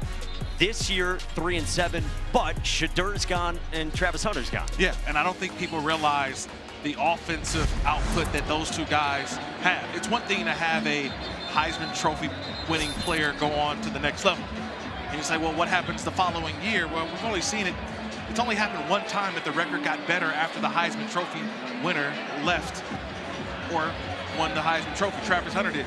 2002 with Carson Palmer, he won the Heisman at USC. Remember, USC actually the following year got better. They had a quarterback by the name of Matt Minor, too. So, but anyway, but you don't realize how much that Travis Hunter and Shedeur Sanders meant to this offense. And I think that's the reason why they didn't get that same type of production from Kaidon Salter. They go for it on 4th and 6. Lewis under pressure from Watley. Cannot escape. A one-arm takedown from Justin Watley on 4th down. That ball's got to be out of his hands. It should be right now. And a terrific job just by this Arizona State defense. Look, everybody's just playing zone. Everybody's just dropping back in their zone and keeping their eyes on the quarterback, but Watley just holding on to cloth. That's what you're taught as a defensive player. Get back to the quarterback. Running back doesn't matter. Grab cloth and hold on. And Watley, yeah, put some extra sauce and powder on that one. Boy, the situational football really tilts the way of Arizona State right there. They get the sack, they get the ball right around midfield as well, and Kenny Dillingham has all kinds of time and all 3 of his timeouts. So now 2-minute offense for Jeff Sims and Arizona State. Sims on the wheel route is intercepted by John Slaughter. Sims sailed it, and a giveaway right away. This is a nice job by Slaughter. It's almost as if they ran the same play earlier to Brown on the opposite side. Remember, they had the linebacker in coverage. This time, Slaughter's in coverage. He gets over the top, and he's on top of Brown, able to have eyes back on the quarterback, and then makes the interception. A little bit of a difference between having the linebacker in coverage on Brown. They switched it up, put Slaughter on him, and Slaughter comes away with the interception. And for as great of a story Jeff Sims has been, he has done so much good the last few weeks for Arizona State. But turnovers throughout his career have been the problem for him. Coming into today, 44 turnovers. Guy who's made 29 career starts, and that is really costly before halftime. And that's a poorly thrown football. You would love to see that ball thrown to the backside or even thrown away. But another turnover for Sims. So another chance for Juju Lewis, who can't connect with Joseph Williams. A little surprised at that drive starter. You know, the running game has been working for Colorado, especially the second part of this first half. Why not start with a little easy run play or a screen play to get the drive going? 4-man rush, and Lewis on a check down. Draylon Miller stayed in bounds. So it's a 4-yard pickup. The clock rolls ahead of 3rd down. Kenny Dillingham calls timeout. So you get a 1st down and a 2nd down. And now Dillingham is trying to put himself in an opportunity to maybe get a field goal or something of that nature. So Draylon Miller does not get out of bounds. We've got a 3-point game, 1:17 to go until halftime. We welcome you upstairs here in lovely Boulder. Kirk Morrison, Mike Monaco with you. Juju Lewis, it's a new era for Colorado here these last few games of the season. They look like a different team with him going against an Arizona State team that still has a ton to play for. Well, I feel like they're building a lot of momentum. Julian Lewis is the future of Colorado football. They had Shedeur Sanders a couple years prior. They thought Kaidon Salter would have that type of production this year. It just wasn't the case. So they turned the reins of this team, this school, over to Julian Lewis. And so far, he's shown the ability to make some outstanding throws deep down the field. But I think just the experience, especially in these moments, these are great reps. He only had 128 snaps coming into today. So with each snap, with each rep, with each moment, 2-minute drill, these are valuable for Julian Lewis. See the numbers, not impressive. 8 of 19 for 44 yards. But he's managed the game, hit some really good moments in that first start 2 weeks ago against West Virginia. But now 3rd down and 6. Bucks 1 of 7 on 3rd downs. Lewis under pressure again. Got away. Lewis on the move, looking downfield, and along the sideline, that is dropped by Joseph Williams. Boy, Williams in the scramble drill appeared for Juju Lewis, but couldn't hang on. Yeah, but it's just a nice job by Lewis with the pocket presence. Watch him evade this move by Clayton Smith. Just a little bit of pocket presence. He steps up, awareness. That should have been caught by Williams. Watch this fastball. Williams should have came up with it. That should have been a catch. Right on his hands. So who would have thought we would have 4 total possessions of 2-minute offense? Each team gets a couple cracks at it, at least. 1:15 to go. Damon Reeves sends one away to Zachariah Sample, who lets it bounce. Fields it at the 15. And dropped right at the 15. Preston Hodge with the takedown. And poor starting field position for the Sun Devils. Tuesday night, 7 Eastern on ESPN, and the app will have the exclusive reveal of the next college football playoff top 25 rankings. Reese and the guys break them down top to bottom, coach reaction, and a live interview with the new committee chairman, Hunter Yurachek, the Arkansas AD. I love the reactions now, right? Remember the first couple of weeks of the reveal, everybody's like, oh, okay. But now, as we get closer and closer to those moments, conference championship games coming around, I love the arguments. I love everybody now. We're all involved. We're all invested now on Tuesday nights. Our game summary, Jeff Sims with that interception. Colorado could not capitalize. Rob Livingston's Buffalo's defense has been excellent. Sun Devils' last 3 drives have gone interception, touchdown, and then a turnover on downs. It's a run to start with Raleek Brown. You see what the drive starter does? Just a little run, get everybody going. Okay, that's a drive starter. You usually get screen, draw, but you want to see the ball moving. And now you get lined up. You hope the communication on the defense isn't there because the offense already has a couple calls already called in the huddle. Another run. Brown springs through. He's got the home run hitting ability. Raleek Brown ushered out at the 21. A 60-yard sprint. I want you to watch the right tackle, 58, Ahanakor, sure. 58, he's just keeping his edge. He's pushing everything out. And Raleek Brown, the ability to see it and set it up and cut right underneath. That's a nice job there on that run. Remember, just getting the running game going. They start the drive with a run and you think, oh, they're not going to run it again. They're going to go in a 2-minute mode. They go right back to the run game.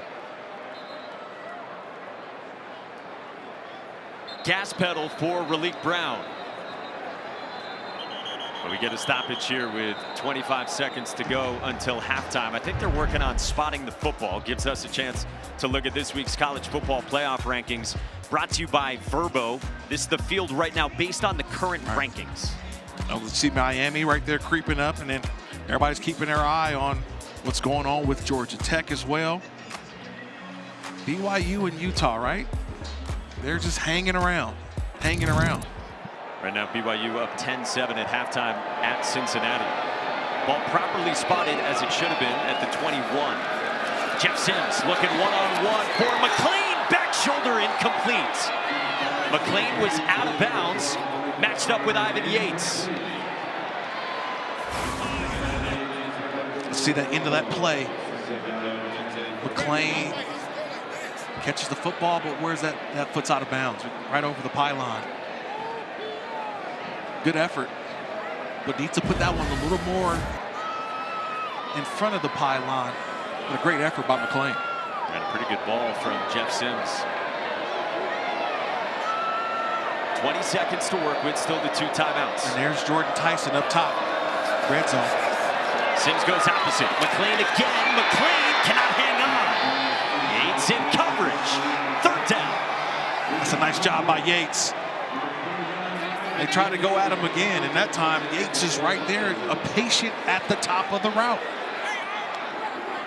Coach Dillingham, he wants pass interference. But look, both guys are fighting. I don't see restriction by Yates. No. Some may say, oh, he doesn't have his head turned around. I think he's playing the football, but because the ball's underthrown by Jeff Sims, goes right off the helmet of Yates. So third down, Jordan Tyson is slot left. And Colorado calls timeout. They do. Coach Prime had to run out. Timeout, Colorado. 30 seconds. Had a nice little trot out there. Still got that 0 to 60. Oh, yeah. All right, so what do you call here? Third down and 10. You had mentioned Jordan Tyson came onto the field there a couple snaps prior. You still have him, and if you're just joining us, Jordan Tyson returning today after missing the last 3 games with a hamstring injury. He's got 3 targets and just the 1 big catch for 42 yards back in the first quarter. Well, if I'm Marcus Arroyo, the first thing I'm telling Jeff Sims, protect the football, because we still have a field goal opportunity. So let's not throw that away. At least give us the opportunity to kick if we don't get it on third down. You've got a couple of opportunities and shots at the end zone, but the first thing I'm telling my quarterback is protect the football and where you're throwing it.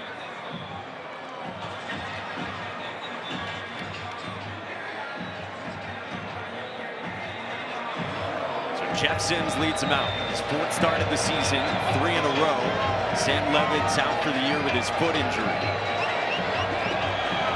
You already see the route combination. 12 McClain inside the numbers. He's going to go underneath, and maybe Eusebio inside coming across. Throw screen, Tyson double pass. He wants Mateer just out of his reach.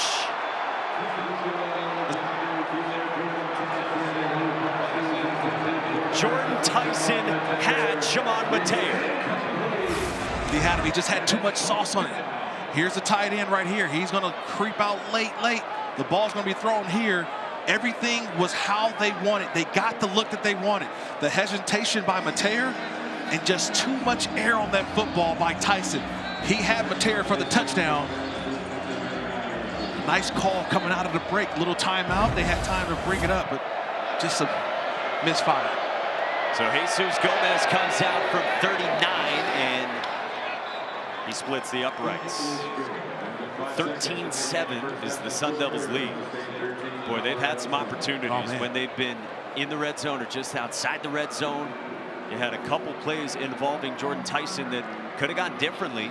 Colorado holds to 3, and remember, the Buffs get the football, as you see, to begin the second half. You talk about the perfect moment to call that. I don't think anybody thought, hey, right there in that moment. Arizona State, number 15, is now wearing number 41. I'm thinking, okay, look, they're going to probably have some inside routes, try to get a couple of pick routes in there and let Sims find it or throw it away. But to have the guts to call that play right there, man, it almost went for a touchdown. It's Arizona State team that is still in the hunt. Marcus Arroyo has reinvented things offensively after the Levitt injury. And Arizona State keeps on grinding. Popped into the polls this week, grabbing that 25th spot in the CFP rankings. Preseason number 11 in the country. Kenny Dillingham has been searching for that complete game start to finish.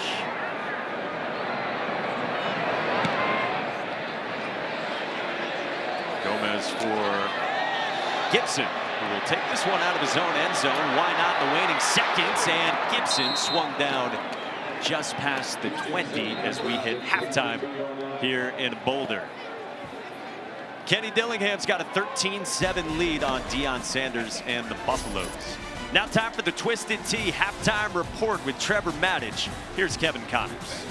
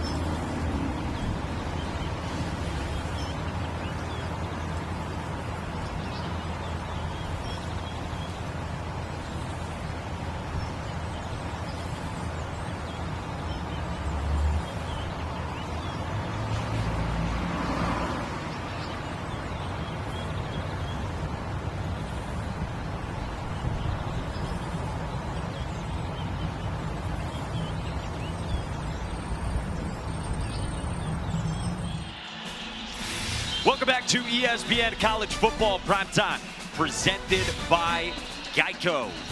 Ralphie runs into the second half. Arizona State clinging to Big 12 hopes, up by 6 on Colorado here in Boulder. We welcome you back. Kirk Morrison, Mike Monaco with you. We'll hear from Don Davenport in a moment. Let's check out today's game track. It is brought to you by Coca-Cola. Very tightly played, defensive-minded first half. Yeah, to me, it's really, that's been the story of the game.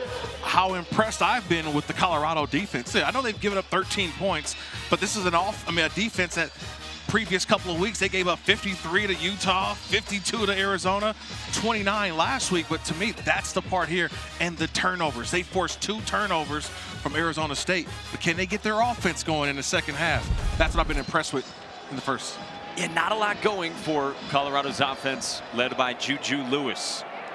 Buffs get the football as Jesus Gomez sends one to Quentin Gibson. He takes it from 6 yards deep in the end zone. Gibson nearly slipped the tackle at the 20. Could be more than a 6-point lead for Arizona State, if not for these moments. Yeah, it's been the miscues in the first half. The fumble that was created by Byard, he knocks one out, recovered by Colorado. Not able to get any points as Sims overthrew Tyson in the back of the end zone. And just a bad throw by Jeff Sims, intercepted by Slaughter. And then right before the half, opportunity here, double pass, and just Tyson overshot Mateer on a 3rd down, and they had to settle for the field goal. Big drive to begin the second half now for Colorado. Out of a 2 running back look, it is a loss for Dallin Hayden off the right side. Elijah O'Neal on the stop. Don. Mike, Coach Prime told me that his message to his team at halftime was everything that they've gotten, they have given to Arizona State. Not happy with the consistency. He talked to his quarterback, Juju Lewis, about that consistency. Felt it was missing offensively in the first half. And despite the lead for Arizona State, that was a frustrated Coach Kenny Dillingham, guys, after he walked the officials to the locker room. He said, we got to play better football. Don, it's Sincere Brown across the middle from Juju Lewis. 3rd down and short coming up. And yes, Kenny Dillingham spent a couple minutes before he went into the locker room barking at the officials. Yeah, it felt like his entire team was already in the locker room. He was still out on the field talking to the officials. Didn't like something at the end of that half. I think it maybe had something to do with a non-pass interference call late in that half. A couple of throws to the back end zone. Exactly what it was. Yeah, I thought it was great defense by Colorado. He thought, you know, his guys got interfered with on the play. And Deion Sanders, meantime, looking for consistency. 3rd down and 1. Dallin Hayden found a seam. Dallin Hayden springs into Arizona State territory and carries Boogie Wilson inside the 30. It's a 42-yard huge run for the Buffs. Nice job by 71 Xavier Hill. He's a right tackle. Watch him just stay with his block. Sometimes you don't get him initially, but watch how he stays with it. See? Stays with 44. Blocks Elliott, and that's where the run was created. Hayden again off that right side behind Xavier Hill. You mentioned this, Xavier Hill. I mean, this guy had been their left guard. Last game, 2 weeks ago, he bumped out to right tackle. Pat Shurmur said to us, he thinks Xavier Hill made himself some money showing what he can do at tackle. Yeah, absolutely. Just showing his versatility. Guys played all over the offensive line. I've seen those players a lot in the National Football League. Got an Arizona State defensive lineman who is still down after the play. That's Justin Watley, 6th-year senior who has really come on in the previous 3 games and has grabbed the starting job because of it. Yeah, he's made some outstanding plays so far in this game. Remember, he had the big tackle on Julian Lewis. We'll see if he's going to be okay when we come back from break.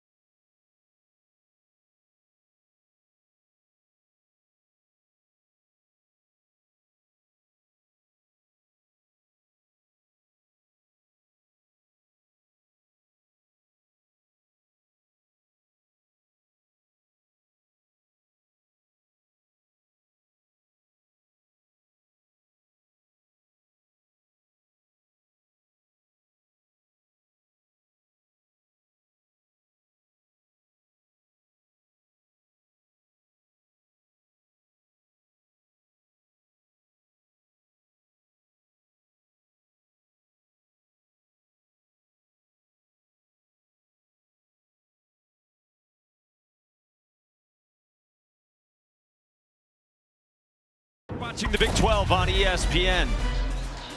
Boulder, Colorado, Saturday night. Deion Sanders and Kenny Dillingham's teams in action in a crazy Big 12 where 5 teams still have a chance to get to Arlington in the conference championship game, including the odds right around 10% for Kenny Dillingham. They need some help. They got to keep winning. This is on the ground with Dallin Hayden. A second down run for very little. Third down and medium coming up with Jacob Kongaika in on the stop. Well, one thing you're kind of noticing is that this has been all the ground game so far for Colorado to start the second half. You did get that earlier throw that opened up some things, but right now the focus has been the run game. I think that's what they need to lean on because that's what created a lot of the opportunities in that first half. But now you're asking your young, true freshman quarterback, these are the downs that he has to make the plays. 3rd and 4, the weight down. Marion Miller slot left. Juju Lewis looking for him. It's a touchdown!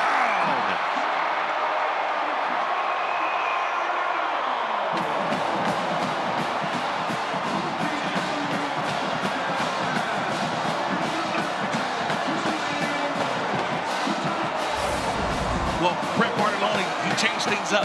He put Omarion Miller on the inside. He's not what we call the number 3 wide receiver. That time he shows in and then breaks to the outside on Boogie Wilson. It's just an outstanding throw, but they created the space and a perfect throw from Julian Lewis. Only the second catch of the game for Omarion Miller, and it puts the Buffs in front. We said it 1-on-1. Julian Lewis told us it's unstoppable to Miller. Yeah, but they created the opportunity, Mike, by putting 3 receivers on that side.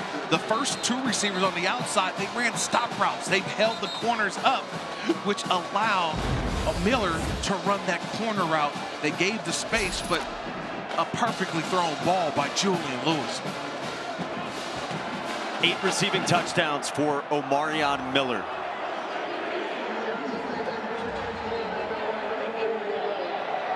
Back this year after he missed the second half of last season with a broken ankle. They had such high hopes for him last year. A guy who came here to Boulder as a huge recruit. And now, finally this year, it's come together since the quarterback change. Yeah, I think what we've seen, the quarterback, Julian Lewis, find his best target. I mean, Omarion Miller is a guy who has a big catch radius, 6'2", 210, has the speed, he has the ability, catches the football well, but man, this is what he does after the catch. We saw it on that last touchdown.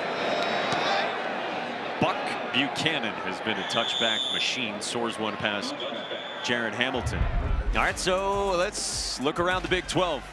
Everyone's eyes go to the bottom right. If you're an Arizona State fan, you would love some help from Cincinnati.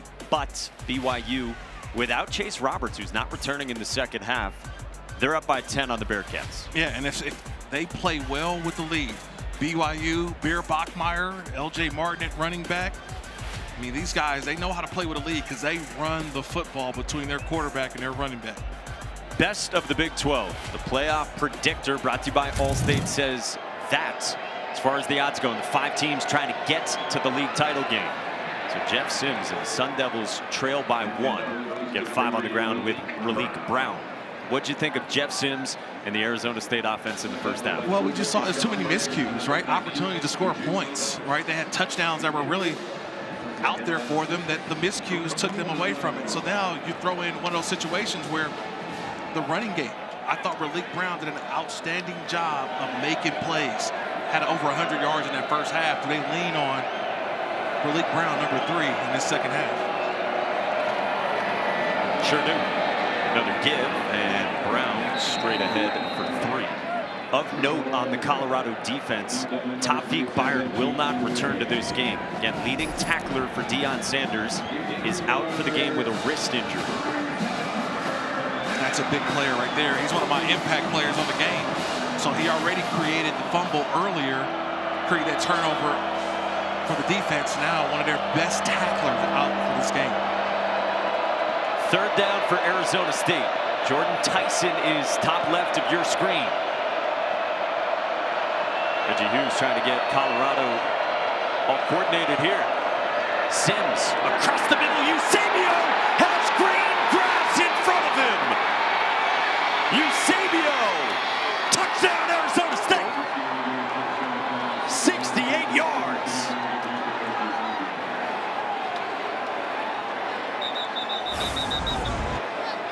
want you to watch right before the play. That's Reggie Hughes. He's trying to get everybody lined up.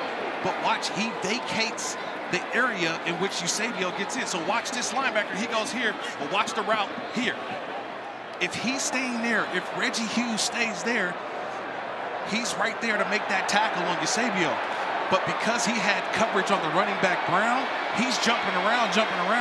No miscommunication. And just remember, Jeremiah Brown, number 42, is not in the game.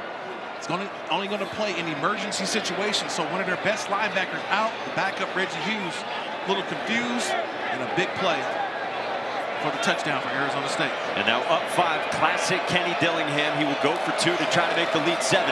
Sims wide open, and it's Kamari Anderson, the backup tight end. The lead is indeed 7.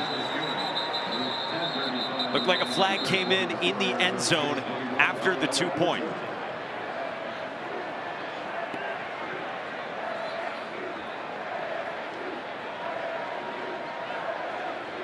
The result of the play was the field goal was good. After the play was over, unsportsmanlike conduct. Defense number 40. That's his first unsportsmanlike foul of the game. That penalty will be assessed on the kickoff. Big strike to the former walk-on Derek Eusebio, and then 2 more. Sims to Anderson, and the Sun Devils up by 7 on the road.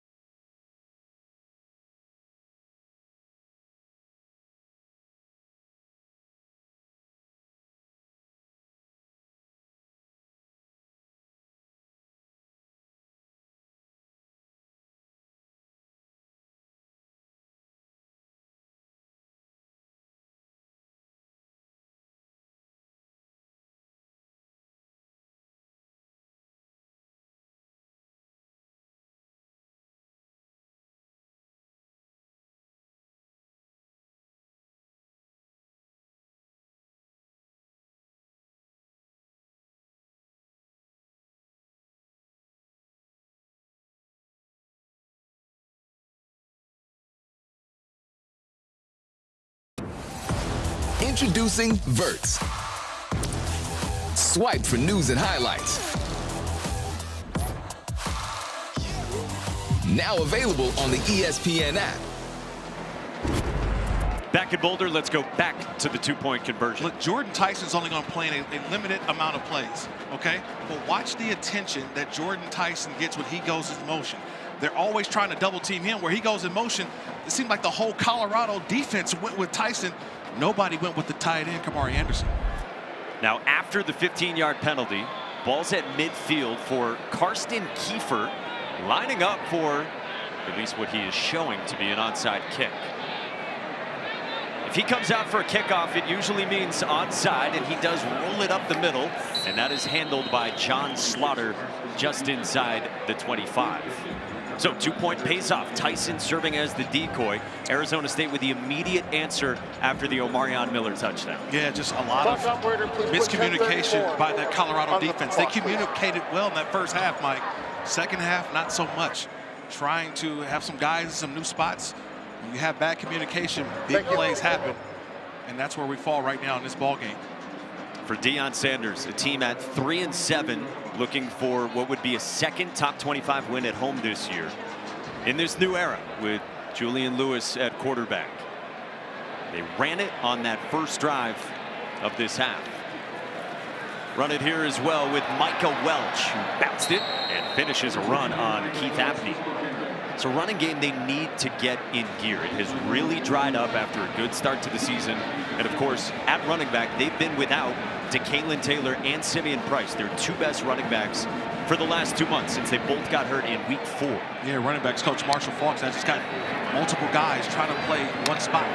Lewis held it and then got popped by Clayton Smith. Third down. I want you to watch Clayton Smith. If anybody wants to watch textbook play on an RPO, watch number 10, but watch how he stays square and shuffles. He stays square, shuffle, shuffle, quarterback right there, make the play. That's technique, that's technique. Oh, man, it's great play. Footwork fundamentals, it fires you up. Oh, man, that's great. Third down and 5, Lewis popped it, now he spins, he's searching, he floats one, he's got Williams. First down past the 40 to Joseph Williams, working on Kendrick Breedlove for 15. Nice job by Lewis. He actually, watch the full pump fake. Watch, he was trying to throw this ball. See that? He threw and realized, oh, no, he's not there. And then just the touch late in the down to Williams. Remember, with each play, you can just see the maturity of Julian Lewis. Gets better and better each play, and that's what Coach Sanders talked about with Julian Lewis. He just needs reps. Welch, right side, nothing doing. We're talking with Arizona State's defensive coordinator, Brian Ward. He said about Juju Lewis, Julian Lewis senses and escapes danger. And we've seen that. I mean, the stats haven't been gaudy. Brian Ward there right in the middle. Thank you for the circle. I got you. He's trying to hide back there, but he's doing a good job with this defense. But he knew what he was getting into with Lewis. Even though the stats haven't been spectacular, there's just a different feel with him. Yeah, it's just a different feel. And the one thing is that is that with reps come opportunities and to see football. The only way you get better at football is playing football. Lewis stepped up, checks down. Joseph Williams past the 40, gets pile driven backwards by Breedlove and Javen Robinson. No gain on the play. This is one of their favorite concepts, a little spacing. And for young quarterbacks, it's just getting guys in the right spot. He knows where his check down is. So you get to the check down, but a nice job and good finish. Especially by Robinson, one of those corners we talked about earlier. He and Abney, not only can they cover, but they can tackle. See the breakdown in third downs for Julian Lewis in Colorado by half. They need 11 here. 4-man rush. Lewis searching and directing. Lewis fires downfield, incomplete. Wanted Sincere Brown. Very good coverage from Boogie Wilson, and it's 4th down. Nice job, Boogie Wilson, late in the down. Got plaster. And when I say plaster, is you find the nearest guy in your area and watch the closing speed by 6, just coming down and just trying to get in any way, knock that ball away from Brown. Yeah, really nice from Boogie Wilson, who has assumed a starting role since really the first 2 games when the all Big 12 safety X Alford went down. Part of all these injuries to key contributors for the Sun Devils. Yeah, he had a bad play last week, West Virginia. 3rd and 27. He missed a tackle when it went 87 yards. This week, definitely, he's been on top of his game. The defense has been pretty good this year for Brian Ward. Sample gets some positive yardage, bumped out of bounds at the 25. Arizona State with the football up by 7 midway through the 3rd after this.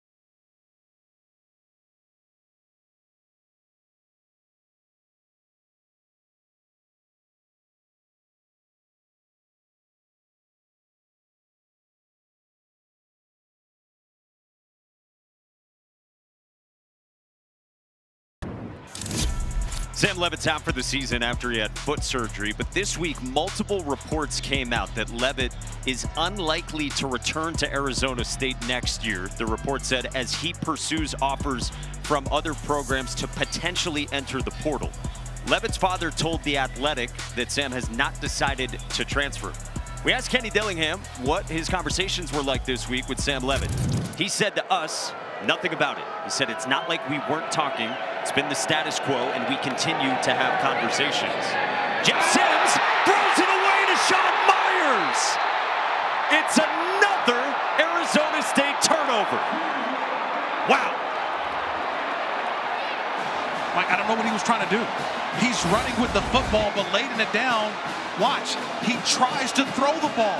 Right now, he's running the football, then he stops and tries to do a little push pass to the tight end, Harbaugh. And the ball slips out of his hands, and it's a turnover going the other way for Colorado. Just inexcusable. Those are the types of plays that you don't expect from a sixth-year senior. Guy's been in college football for 6 years. Those, you just can't have those types of plays. Again, hate to say it, but that has been the knock on Jeff Sims throughout his career. Remember, he was here playing for Nebraska 2 years ago in Boulder. That was year one for Deion Sanders. Jeff Sims was the starter for the Huskers. He had 3 turnovers. That was the second straight game with 3 turnovers to begin the season. He makes his return here to Boulder. Sun Devils do have the lead, but another giveaway. Draylen Miller off the right side. Gets tripped up near the 5 by Javen Robinson. And I think the bigger situation is just not needed. Meaning that he's trying to make the big play and just make a play, right? Just run the football, get down. If they defense it, they defense it. You go to the next down.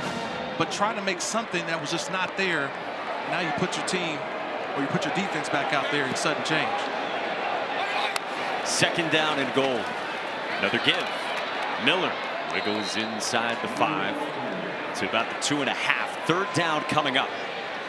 Boy, it feels like you got to get 6 here if you're the Bucs. Yeah, you got to get 6, but more importantly, this is 4-down territory. So to me, you got 2 plays. If you're Coach Bartolone, the offensive play caller for these Colorado Buffs. And right now, what I'm seeing so far is number 4, Omari Miller. He's lined up at the bottom of the screen all by himself. That may be a matchup that Julian Lewis likes. Against Keith Abney. Lewis stumbles, and ball was nearly out as well. Did it pop out at the 5? Arizona State saying it did. Umpire comes in and says that it's 4th down, and it looks like Colorado maintained possession, although Boogie Wilson has the football as he emerges from the pile. Keyshawn Elliott was there on the scene for Arizona State. It is indeed 4th down. They're going to say possession was retained by Colorado. Boy, you saw it being fumbled around almost behind the back by Lewis. Yeah, here's the replay. Was Lewis, was he down with possession? That's going to be close. Yeah, 2 aspects of it. Yeah. Does he have possession when he touches down, or was the ball already coming out? And then who you got on a recovery? He already lined up for the field goal, so now I can take a look at it.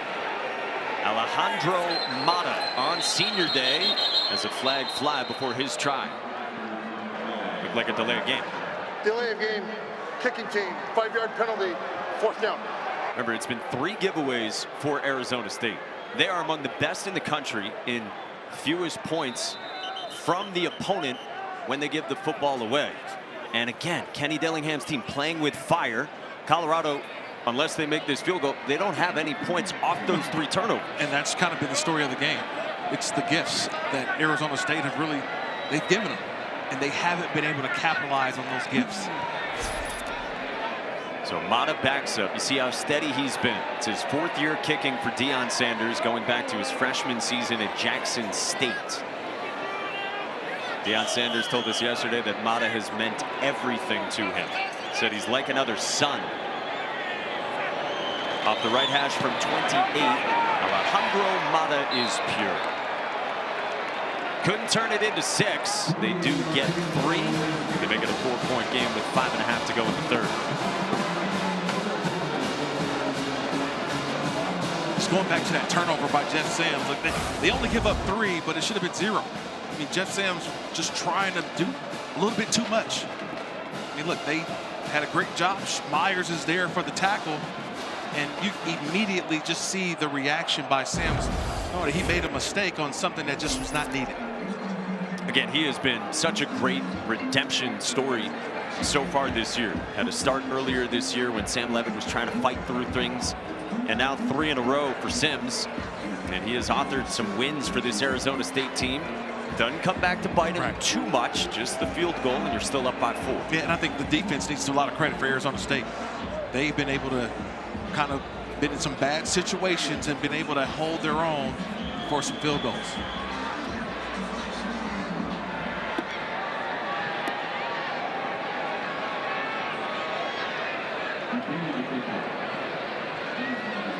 Buck Buchanan at 5,000 plus feet of altitude for another touchback. And we check in with Kevin in the studio.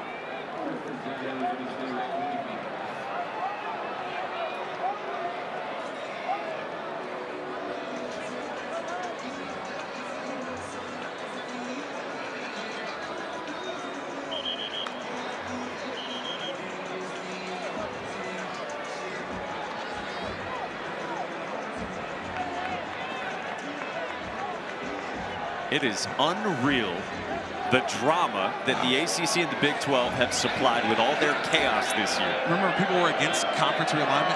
You remember that noise a couple years ago? Oh, no conference realignment. Man, it's been great football. Malik Brown on the ground off the left side. And he's getting dragged by one of his offensive linemen for some more yardage. Max Ihanachor, but we do have a flag down.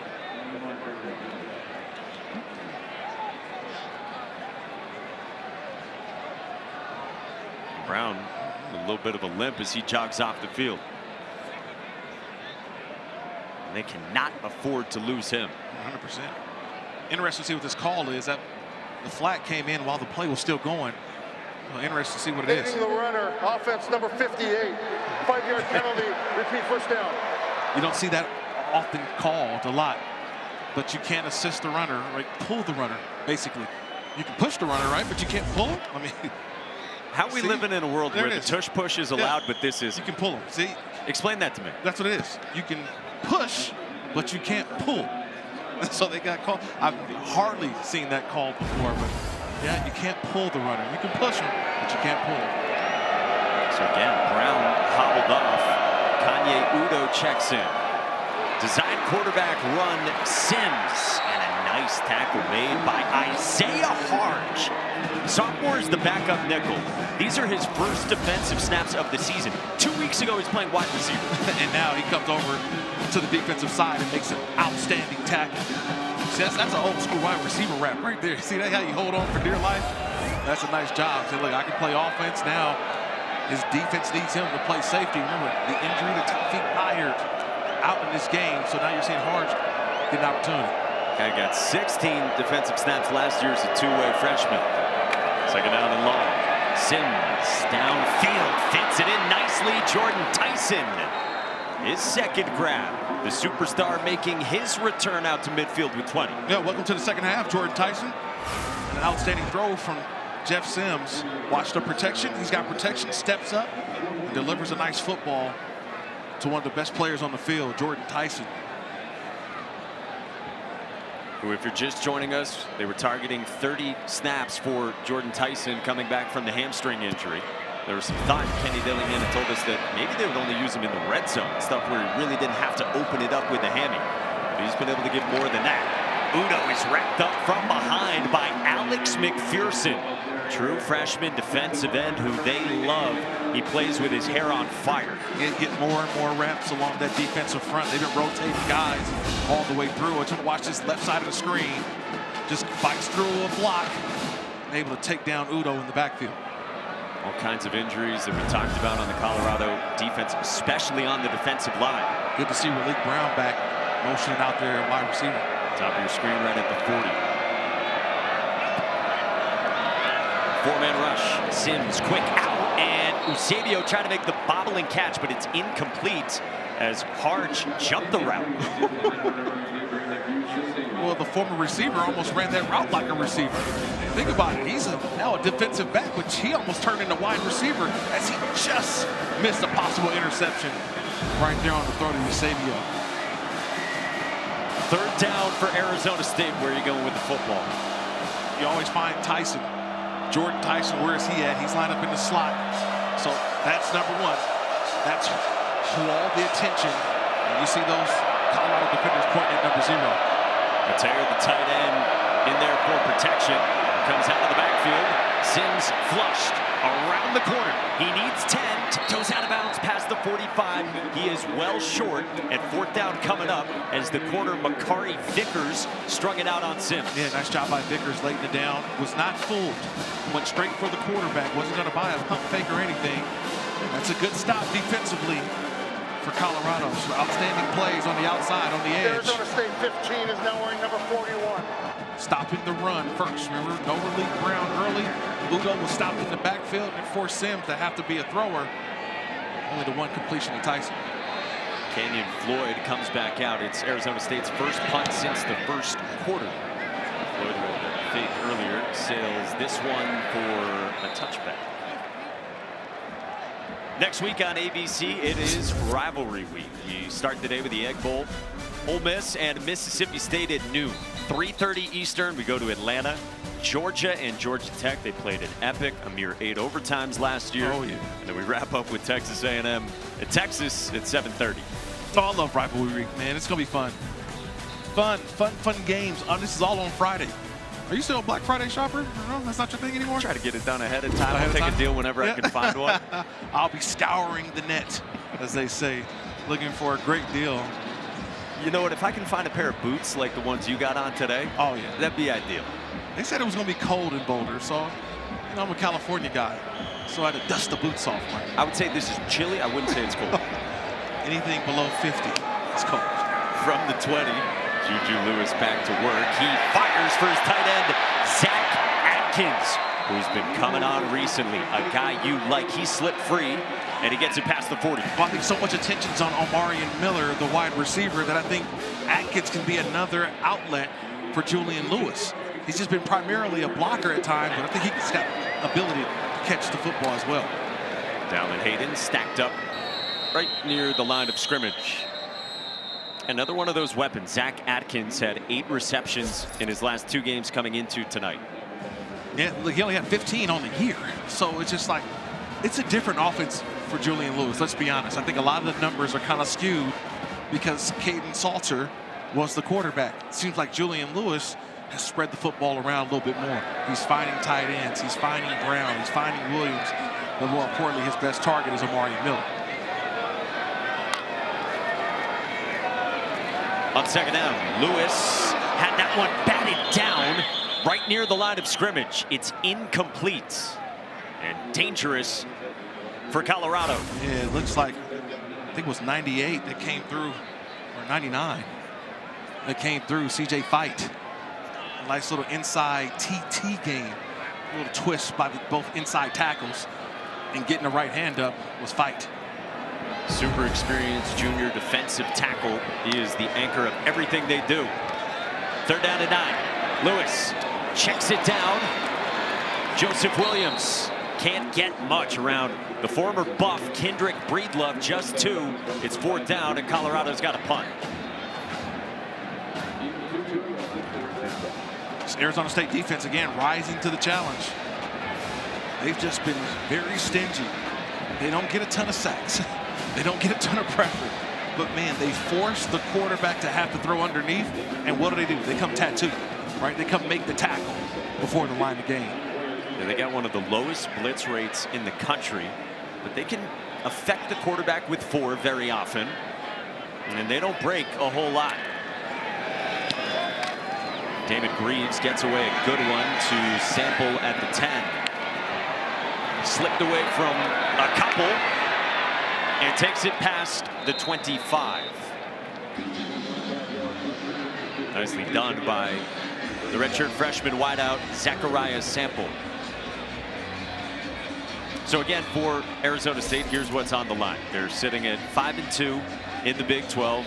We've been harping on it all night with a win, 11% So you're saying there's a chance for Jeff Sims and the Sun Devils. The best path does involve help starting tonight from Cincinnati, who's trailing BYU at last check. Yeah, 20-7 right now. BYU up on Cincinnati. So that would make things even more difficult. Yeah, but Arizona State just has to win out. You win out, and then you got to get a little bit of help. But the bigger thing is just take care of what you can take care of, which is winning your football game. Malik Brown springs to the second level, goes hurtling, dropped the football. Harge has it, and it is another takeaway for the Bucks. There's a fumble recovered by the defense. First down, Colorado. More carelessness with the football from Arizona State. Yeah, that's just a drop by Brown. Now Slaughter came in late and hot, so you got both guys coming, but he just drops the football. I think he's trying to brace himself for jumping in the air. Recovered by Colorado. See, he jumps in the air, didn't really need to jump, but because he's trying to brace himself on the way down, drops the football. Colorado has been unable to capitalize off these turnovers. Can they change that next in the fourth?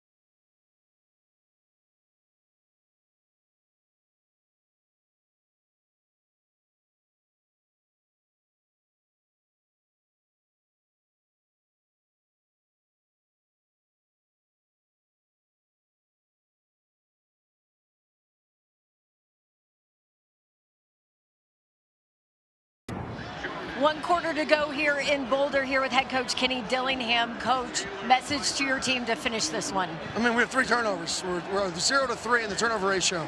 I mean, you're not going to win many games like that, and we're not playing like a team that deserves to win right now. We got to fix that in the 4th quarter. Thank you, Coach. Thank you. Yeah, it's 4. Robinson had the fumble in the first. Sims an interception in the second. Sims a fumble in the third. Brown a fumble in the third. You may have just heard the announcement from our referee, Kevin Marr, that they're going to have 4 seconds on the clock for the end of the third. They were getting that sorted out on the fumble recovery from Isaiah Harge. Thank you.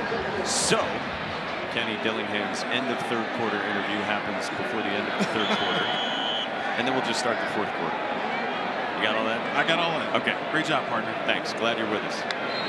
False start, though. So we got to do it again. 5 yards behind. Or 5 yards move back. False start. Offense number 8, 5-yard penalty, first down. It's on Joseph Williams. And you've been talking about drive starters for Colorado, and that hurts the Buffs. Just delays our 3rd quarter much longer. We might get there at some point. By the way, Ronald Coleman has checked in. He's a sophomore wide receiver, 5'9", 160 pounds. I saw him a little bit at walkthrough yesterday. He is lined up beside Juju Lewis. Through the progression, Lewis toward the sideline, and Miller came back to the football, made the catch, but it's a loss of 2.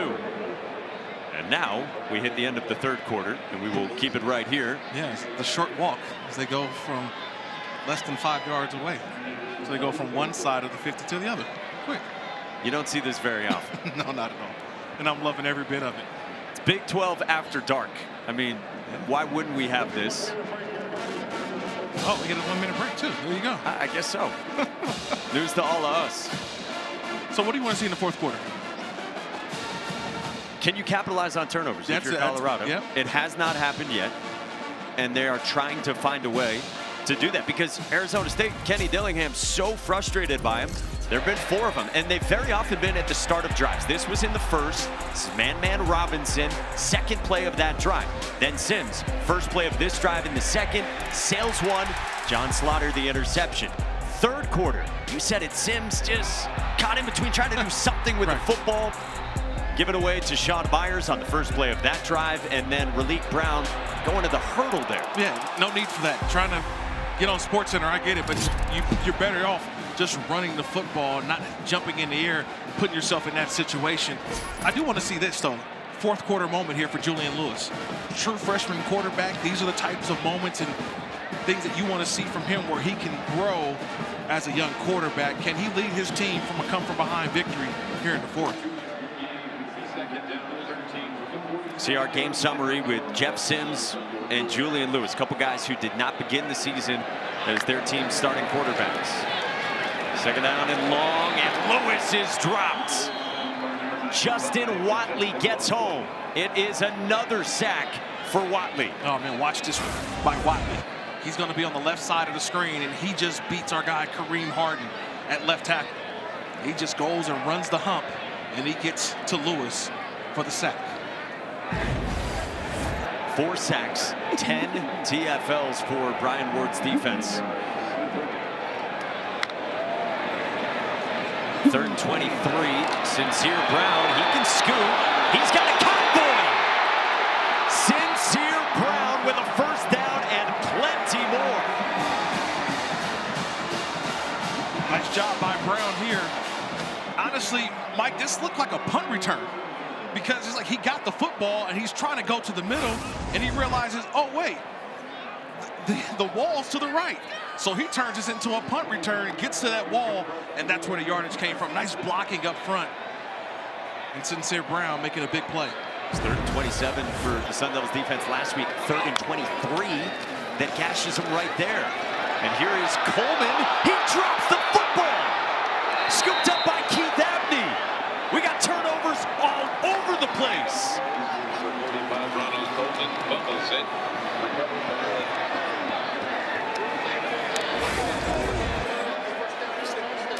Ronald Coleman before tonight had one snap all season offensively. And nobody touched him. So he just dropped the football. There was no hit. There was no arm in there knocking the ball out. He just loses his feet, stumbles to the ground, and drops the football. Unbelievable. Unbelievable. That's the story of this game. Turnovers on both sides, but that one, that's an unforced turnover right there by the Colorado offense. Again, a guy who had never touched the football before right then in his 2-year college career. You got 4 running backs on the roster, but it was Coleman who got the opportunity there, and that is a backbreaker for Colorado. Yeah, backbreaker. Just trying to give a guy an opportunity here in the 4th quarter, and a critical mistake for the Colorado offense. Raleek Brown, they go right back to him, and he sprints to midfield. Chased by Tion Parks. Brown all the way, touchdown, 88 yards. A measure of atonement from Raleek Brown. And just watch the blocking up front. You get guard pulls, you get a little bit of everything. And you get the tight end Anderson, who also came around for the big play. So watch, you get Stewart, you get Anderson, a couple of blocks, and he's shot through a cannon. We saw Ralphie run, but they haven't seen Raleek Brown running to the end zone for the touchdown. Officials congregating here. Saw maybe a horse collar at the end of that. There was no flag down on the longest play of the season from Arizona State. What a response from the hurdle fumble from Raleek Brown, who just has a different level of explosiveness. And if you remember after the fumble, he kept saying, hey, my bad, I got it. My bad. Remember, he tapped his chest a couple times, said, hey, that's on me, I'll get it back. And boy, did he get it back.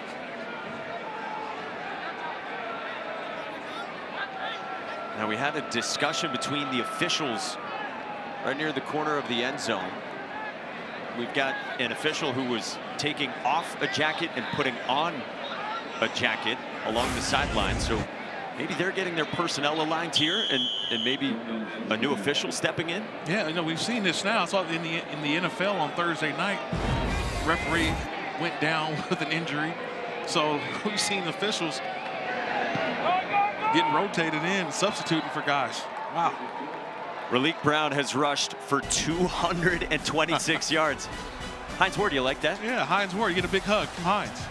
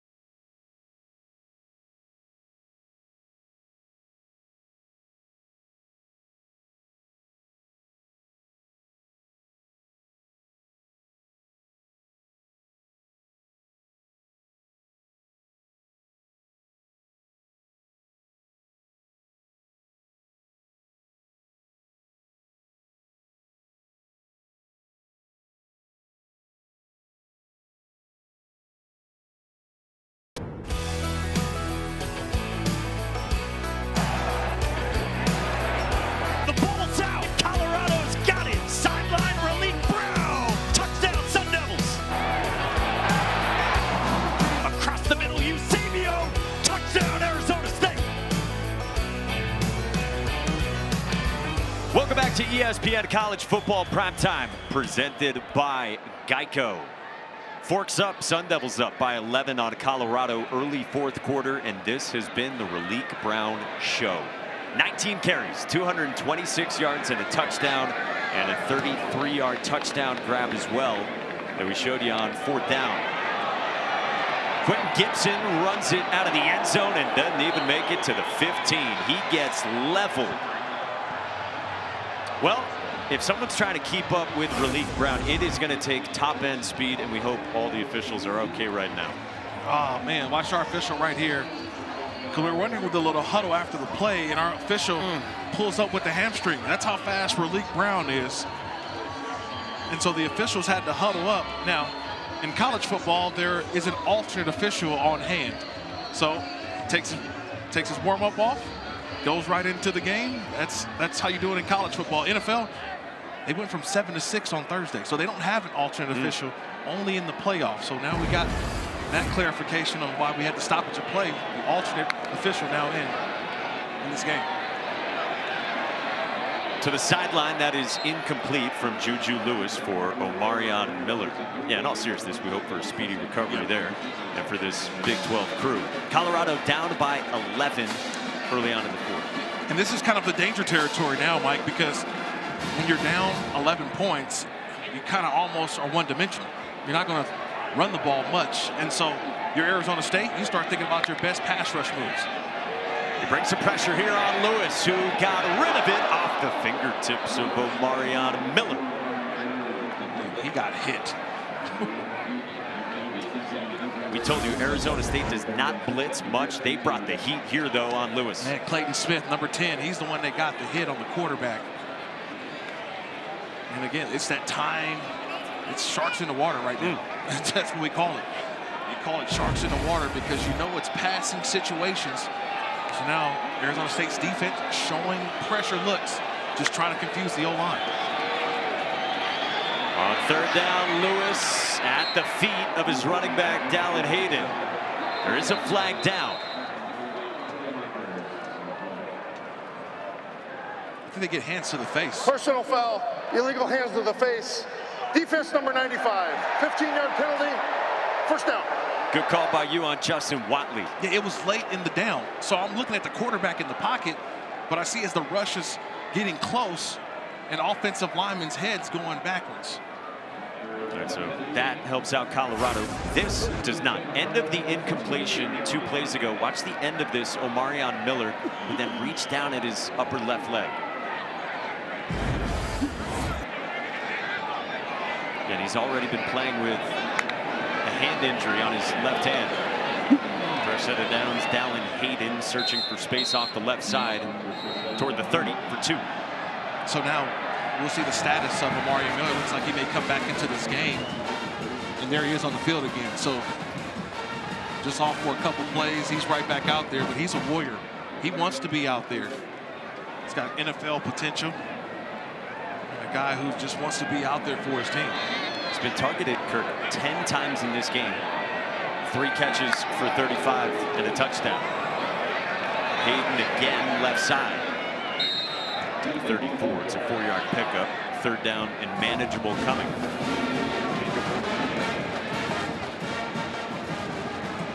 It's a great spot right here for Julian Lewis to try to find something. And the way that the pocket has been collapsing, he has to use his legs a little bit. I know he's not a runner. He's not a guy that wants to run and go pick up yards, but this is an opportunity right here. If they drop back in zone, that he can take off and run if the throw's not there. Lewis in rhythm on the out pattern, and Williams got popped at the end of a high throw with fourth down coming. Wow, what a hit. That was, I know Williams said I got hit in the head. Let's see the end of that play.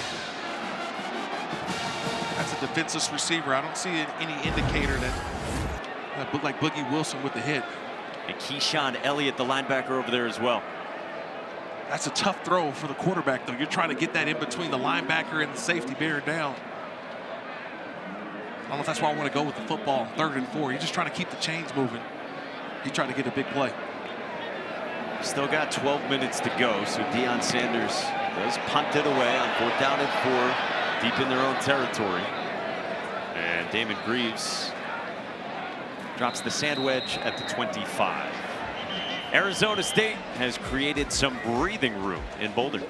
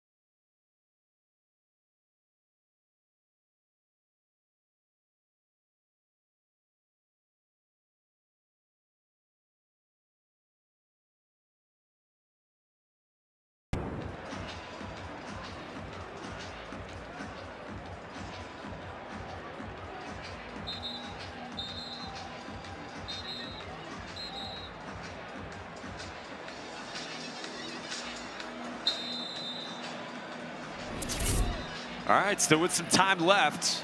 Fellas, thank you very much. You see Texas Tech, who's off this weekend, almost assured of getting there. BYU in great shape as well. If they win, it feels a lot better. Cincinnati clinging to hopes like Arizona State. Yeah, it's just going to be fun. A fun final weekend of college football, but got a couple of late scores coming down, late games coming down to the wire here. In Boulder, Colorado, Mike Monaco, Kirk Morrison, Don Davenport, our entire crew with you. Kanye Udo, straight up the middle, physically finishes a run at Preston Hodge. Got a marker down. And a helmet on the ground, too. You got helmets flying, markers flying. It's been this kind of second half. It has been. We had an official who unfortunately got injured. We had a third quarter that was prolonged. Personal foul, face mask. Defense number 92, 15-yard penalty, first down. Number 58 is allowed to stay in the game due to the helmet foul. So it's on Anquin Barnes. You see the 5th-year senior defensive tackle. It allows the Sun Devils' right tackle, Max Ihanacho, to stay in. Yeah, right there in the middle of the screen. He's trying to fight off the double team or the pushback, because they're trying to collapse everything down, get a couple of pullers. And he's got that hand up right there on the face mask, pulled. That's where the helmet came off. So the ball in midfield for Arizona State. Udo spun down by Reggie Hughes. Talked about the possibilities in the Big 12. If BYU hangs on and beats Cincinnati, there's still a path for Arizona State. It involves them winning this game, then winning Friday's Territorial Cup. Right. But they would need help. They would need either, in addition to those wins, a BYU loss, playing UCF next weekend, or a combo of 2 other losses, Texas Tech at West Virginia and Utah against Kansas. So they would need a ton of help if BYU is going to finish off Cincinnati tonight. Yeah, all those scenarios, and the easiest scenario is just win. Just win your games. You do that, you got a great opportunity. Another gash gain from Raleek Brown, who banged off of Isaiah Harge. Arden Walker in on the stop, 14 more, and it is a career high in total yardage, rushing yards for Raleek Brown. Took another big shot, and he asks out. Yeah, he's just doing a great job of showing vision as well. He's creating opportunities for himself, going one way, letting the defense overcommit, cutting it to the backside, and just getting positive yards.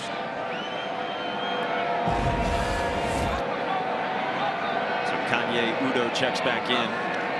The Sun Devils content the run clock.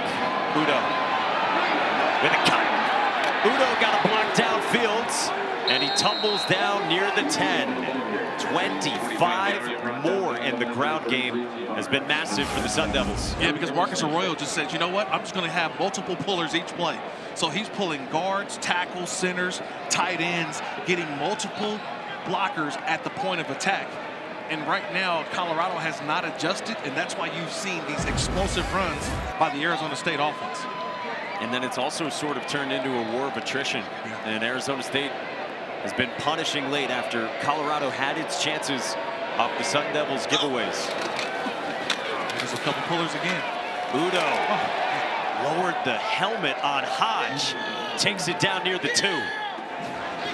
And these are statement physical runs from Arizona State. Yeah, just watch. Here comes the pullers. You got 1, 2, and then here comes Udo. Right? Downhill. He runs right through Hodge. Wow.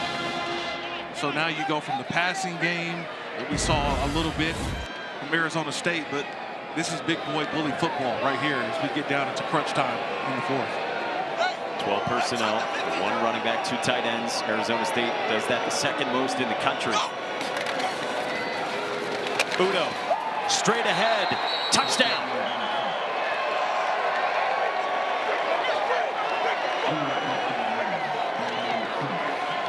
More dominance with the ground game for the Sun Devils. This time they don't use pullers. They just go right at you, right into your living room. It's just downhill, shoulder square. Stop me if you can. This time, Kanye and Raleek, Udo and Brown showing off here in the 4th. Buffs fans file out. Sun Devils fans chant ASU in Boulder. 178 rushing yards for Arizona State. That's just in the second half. 297 for the game, and they have doubled up Colorado.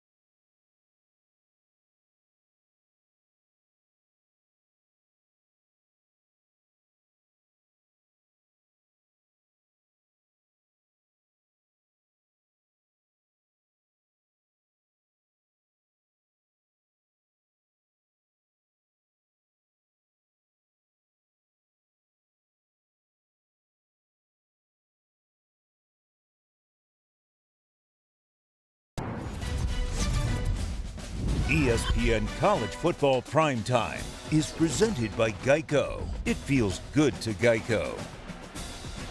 What a year was last year for Arizona State. It was year 2 for Kenny Dillingham.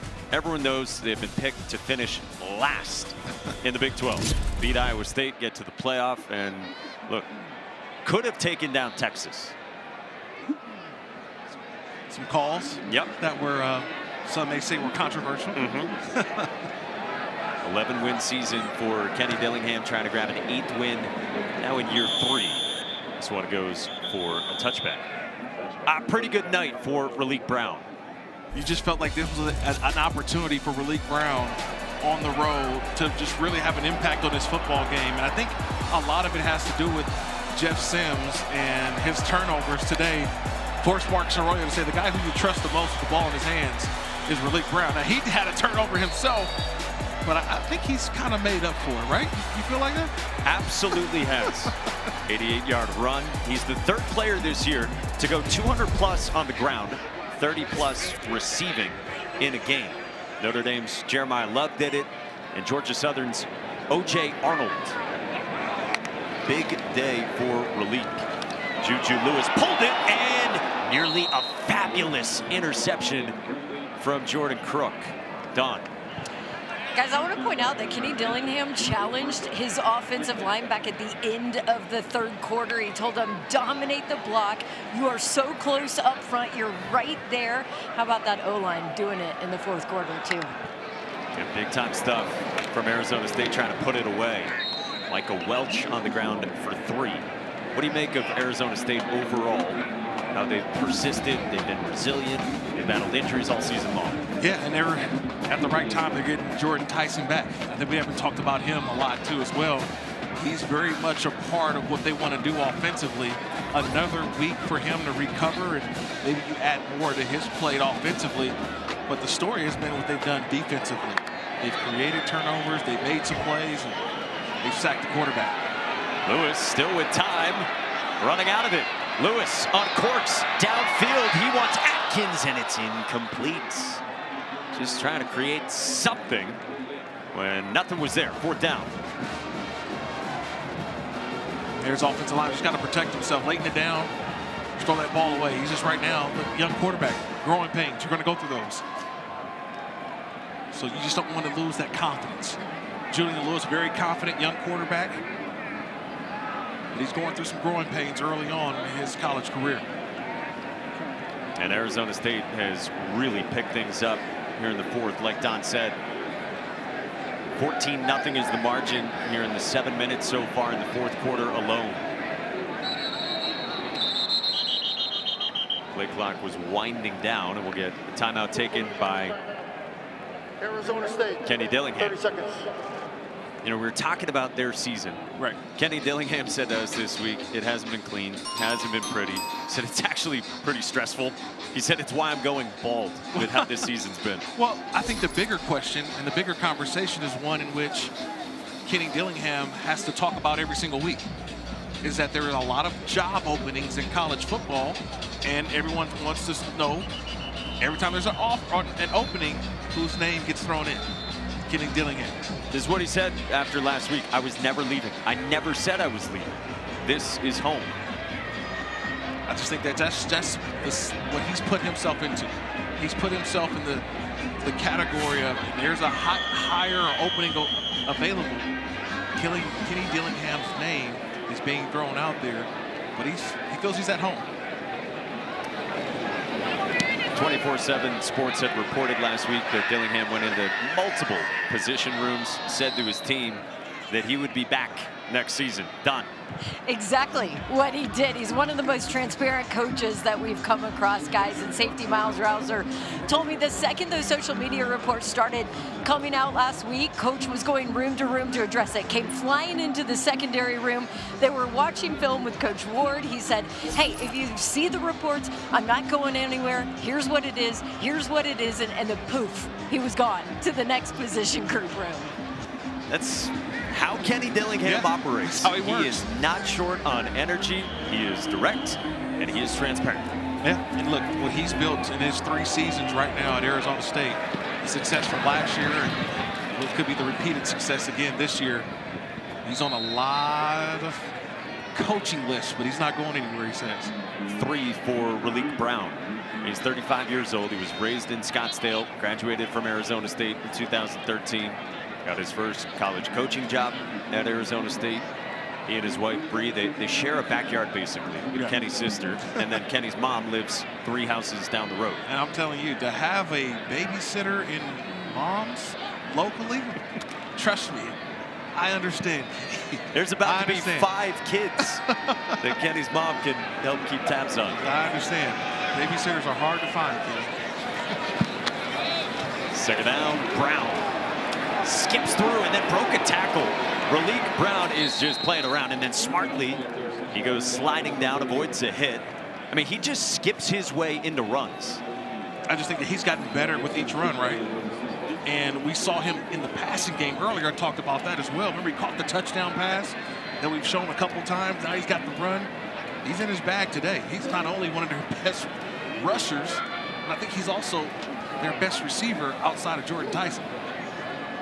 He was a top 100 recruit. He flipped from Oklahoma to USC. He went with Lincoln Riley to USC for 2 years. He was there with Caleb Williams. They kind of moved him to a slot back wide receiver role in his second year. And then last year, we mentioned the hamstring injury. Kanye Udo churns the legs, another chunk gain. 3rd most rushing yards in Arizona State history for Raleek Brown. And Udo has helped out as well. About 255 for Raleek Brown. Wow. I knew he was going to have an impact coming into this game, but I didn't expect that. I think a lot of it is because of the quarterback, Jeff Sims. Jeff Sims had a couple of turnovers, but this has been the Raleek Brown show today. Receiving, rushing, blocking. He's done a little bit of everything. Just hasn't put a mouthpiece in today. He wears them on his chin. He wears them on the helmet, but he never puts it in. And sometimes week to week he changes which 2 he's got on there. Udo got taken down by Anquin Barnes. Late flag comes in and might get a face mask on the takedown.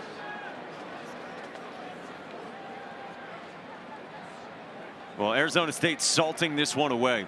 This has been impressive to watch how they have finished. Overcoming the turnovers that they've had tonight. Again, all 4 of them. Colorado could not cash in. Personal foul, face mask, defense number 92, 15-yard penalty, first down. And then since those missed opportunities for the Bucks, it's been nail in the coffin from Arizona State. It has been. I mean, this game flipped on a fumble by the walk-on, former walk-on running back, Edwards, and then next thing you know, game got out of hand. Back-to-back scores, Brown, Udo, and now they're just trying to run out the clock and get ready for what's going to be an interesting Territorial Cup next week. Yeah, sure is, against Noah Fafita and Arizona. That'll be back home for the Sun Devils in Tempe.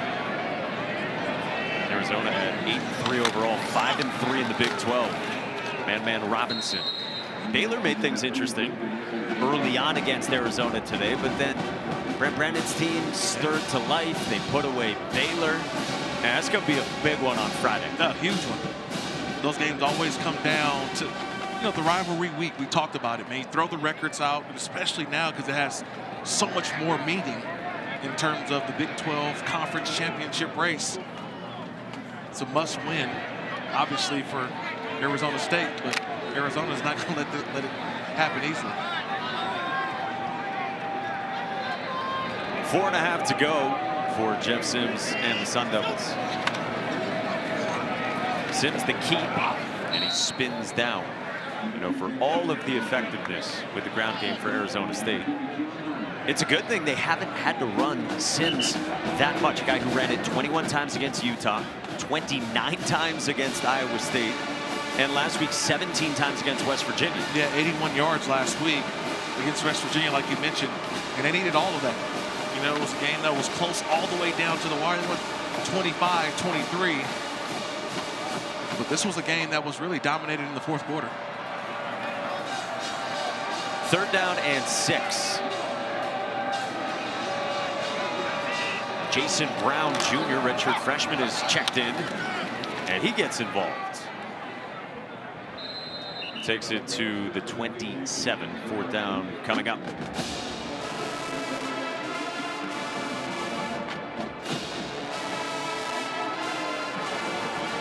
Well, we're keeping tabs on what's happening in Cincinnati as well. Looks like BYU is going to finish that one out. They're up 26-14, 40 seconds to go in the 4th. And so BYU will be 10-1 overall and 7-1 in the Big 12. Wow. There's Bear Bachmeyer, LJ Martin. They've got some.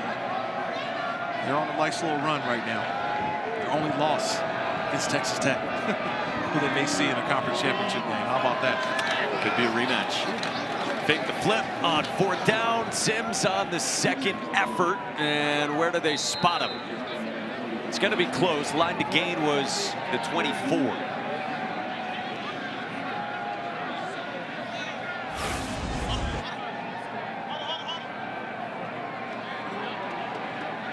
And he's got enough for a 1st down.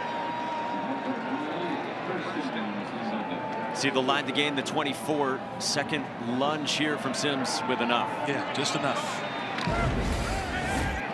That is a fitting capper with Arizona State doing it with some hard-earned yards on the ground. They've rushed for 334 as a team. Couple more pullers for Jason Brown, bouncing off Preston Hodge. And a nice run into the red zone. Another 1st down for Arizona State as we wind down to the 2-minute timeout. Impressive response from Arizona State to the turnovers and some game pressure. And Kenny Dillingham and the Sun Devils finishing it off in Boulder.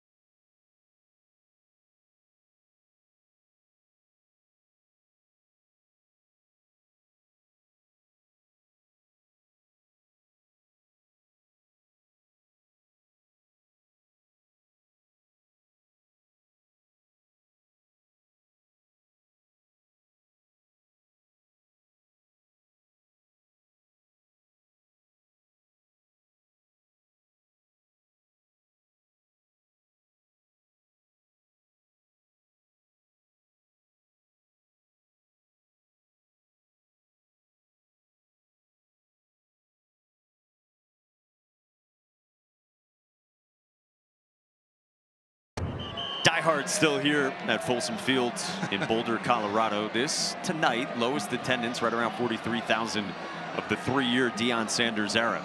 He talked after their last game. He said, from here on out, this is about roster management. He said, and coach management. He said, understanding what we're going to do going forward. He said, I promise there are going to be some changes. He reiterated that to us as well. Said, there are going to be some changes probably on the coaching staff. Man Robinson straight ahead. So I ask you, Kirk, what's next for Colorado? I think they're just looking for consistency. You try not to make excuses, but this was a year that you really look at what they lost from a year ago. You lose a Heisman Trophy winner in Travis Hunter. Shedeur Sanders goes to the National Football League, and they never got that same production back at the quarterback spot and maybe at the wide receiver spot. Now, Amari Miller has been great this year, but they lose a couple of running backs. And Coach Prime said it to us. I'm just looking for consistency, and they have not had that this season. You feel great about the quarterback, like you said, in Juju Lewis. Even though it didn't look awesome for the offense tonight, Juju 16 of 35. But again, 5-star guy. His teammates have talked about. They hope recruits see what Lewis has done here these last few weeks, and that helps add a supporting cast for next year. I think that's one thing they don't have to worry about, right? Like, they have the quarterback in Julian Lewis. He's the future of Colorado football. That's something they don't have to worry about like they did last year, trying to find the quarterback for this football team. Flag down on another run from Man Robinson. Torian Carter and Arden Walker in on the stop. And I think, Coach Sanders was very transparent with us and said, look, we've made some mistakes. Personal foul, illegal hands to the face. Defense number 92. Half the distance to the goal, first down. That's his second one, Barnes, but they made some mistakes. And when you make mistakes in college football, they hurt the entire squad because some guys may not be the right fit. I think publicly they won't say it, but Caden Salter was not a good fit, I think, for this offense. Much different than what Shedeur Sanders was for this offense.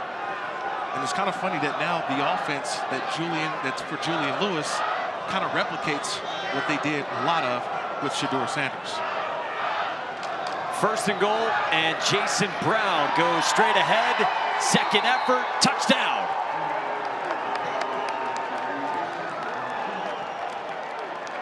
First career touchdown for the redshirt freshman, Jason Brown.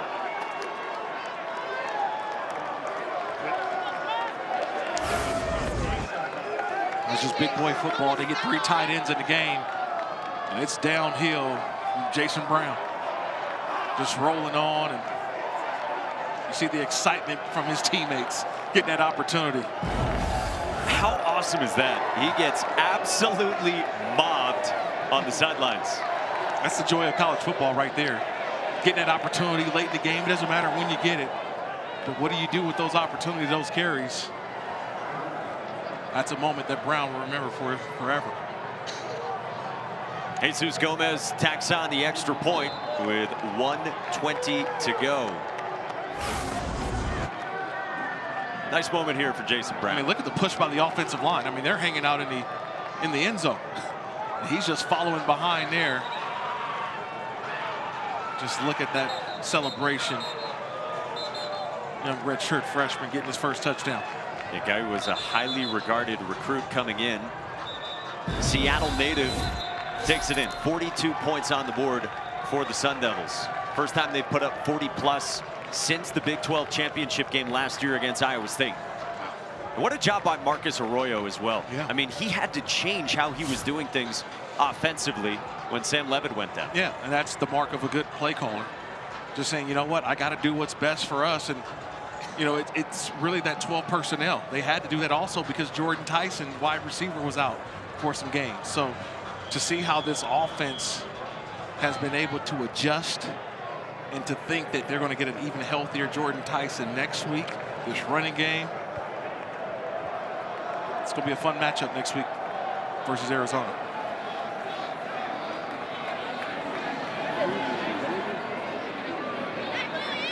Gomez sends it away, and a fair catch signal from Quentin Gibson. Scoreboard operator. So 1:20 to go. Here in this fourth quarter, Arizona State has been convincing. We know that BYU got a win against Cincinnati on the road tonight. We welcome you upstairs here in Boulder. Closing out your college football Saturday. Thanks for spending it with us. Mike Monaco, Kirk Morrison. Arizona State's going to be an uphill climb next week, but it's impressive what they've done. And the Big 12, man, it's entertaining. We might be headed toward Texas Tech BYU again. And then Texas Tech is kind of laying on their beds watching all the chaos happen this week. And they'll finish up next week. We'll see what BYU does next week. Look, it feels like Houston's still, they still got a heartbeat. Arizona State's got a heartbeat. It's going to be an enjoyable, fun last regular season weekend of college football. How do you handicap it in the Big 12? I mean, Texas Tech, we've seen what their best looks like. Of course, their only loss to Kenny Dillingham and Arizona State. And they looked really good in that first game against BYU. Or they're the highest ranked team in the Big 12. So I think they're the favorites right now, obviously, to be in the conference championship game. It's just who's going to be the matchup. Off the ricochet, caught by Joseph Williams after a gain from Zach Atkins as we hit this final minute. Be interesting if it's BYU or Arizona State. We just know it's going to be a fun matchup. Two scrappy teams in the Big 12. And remember, people who are so against realignment, but we've got some new matchups, some fun matchups, and think about how important the Thanksgiving weekend of college football will be. Lewis on second down, running out of time. Got away from Smith and takes the check down to Welch. You know, the ACC is crazy as well. We might end up with Virginia and SMU playing in Charlotte in the ACC championship game if both those teams win next weekend.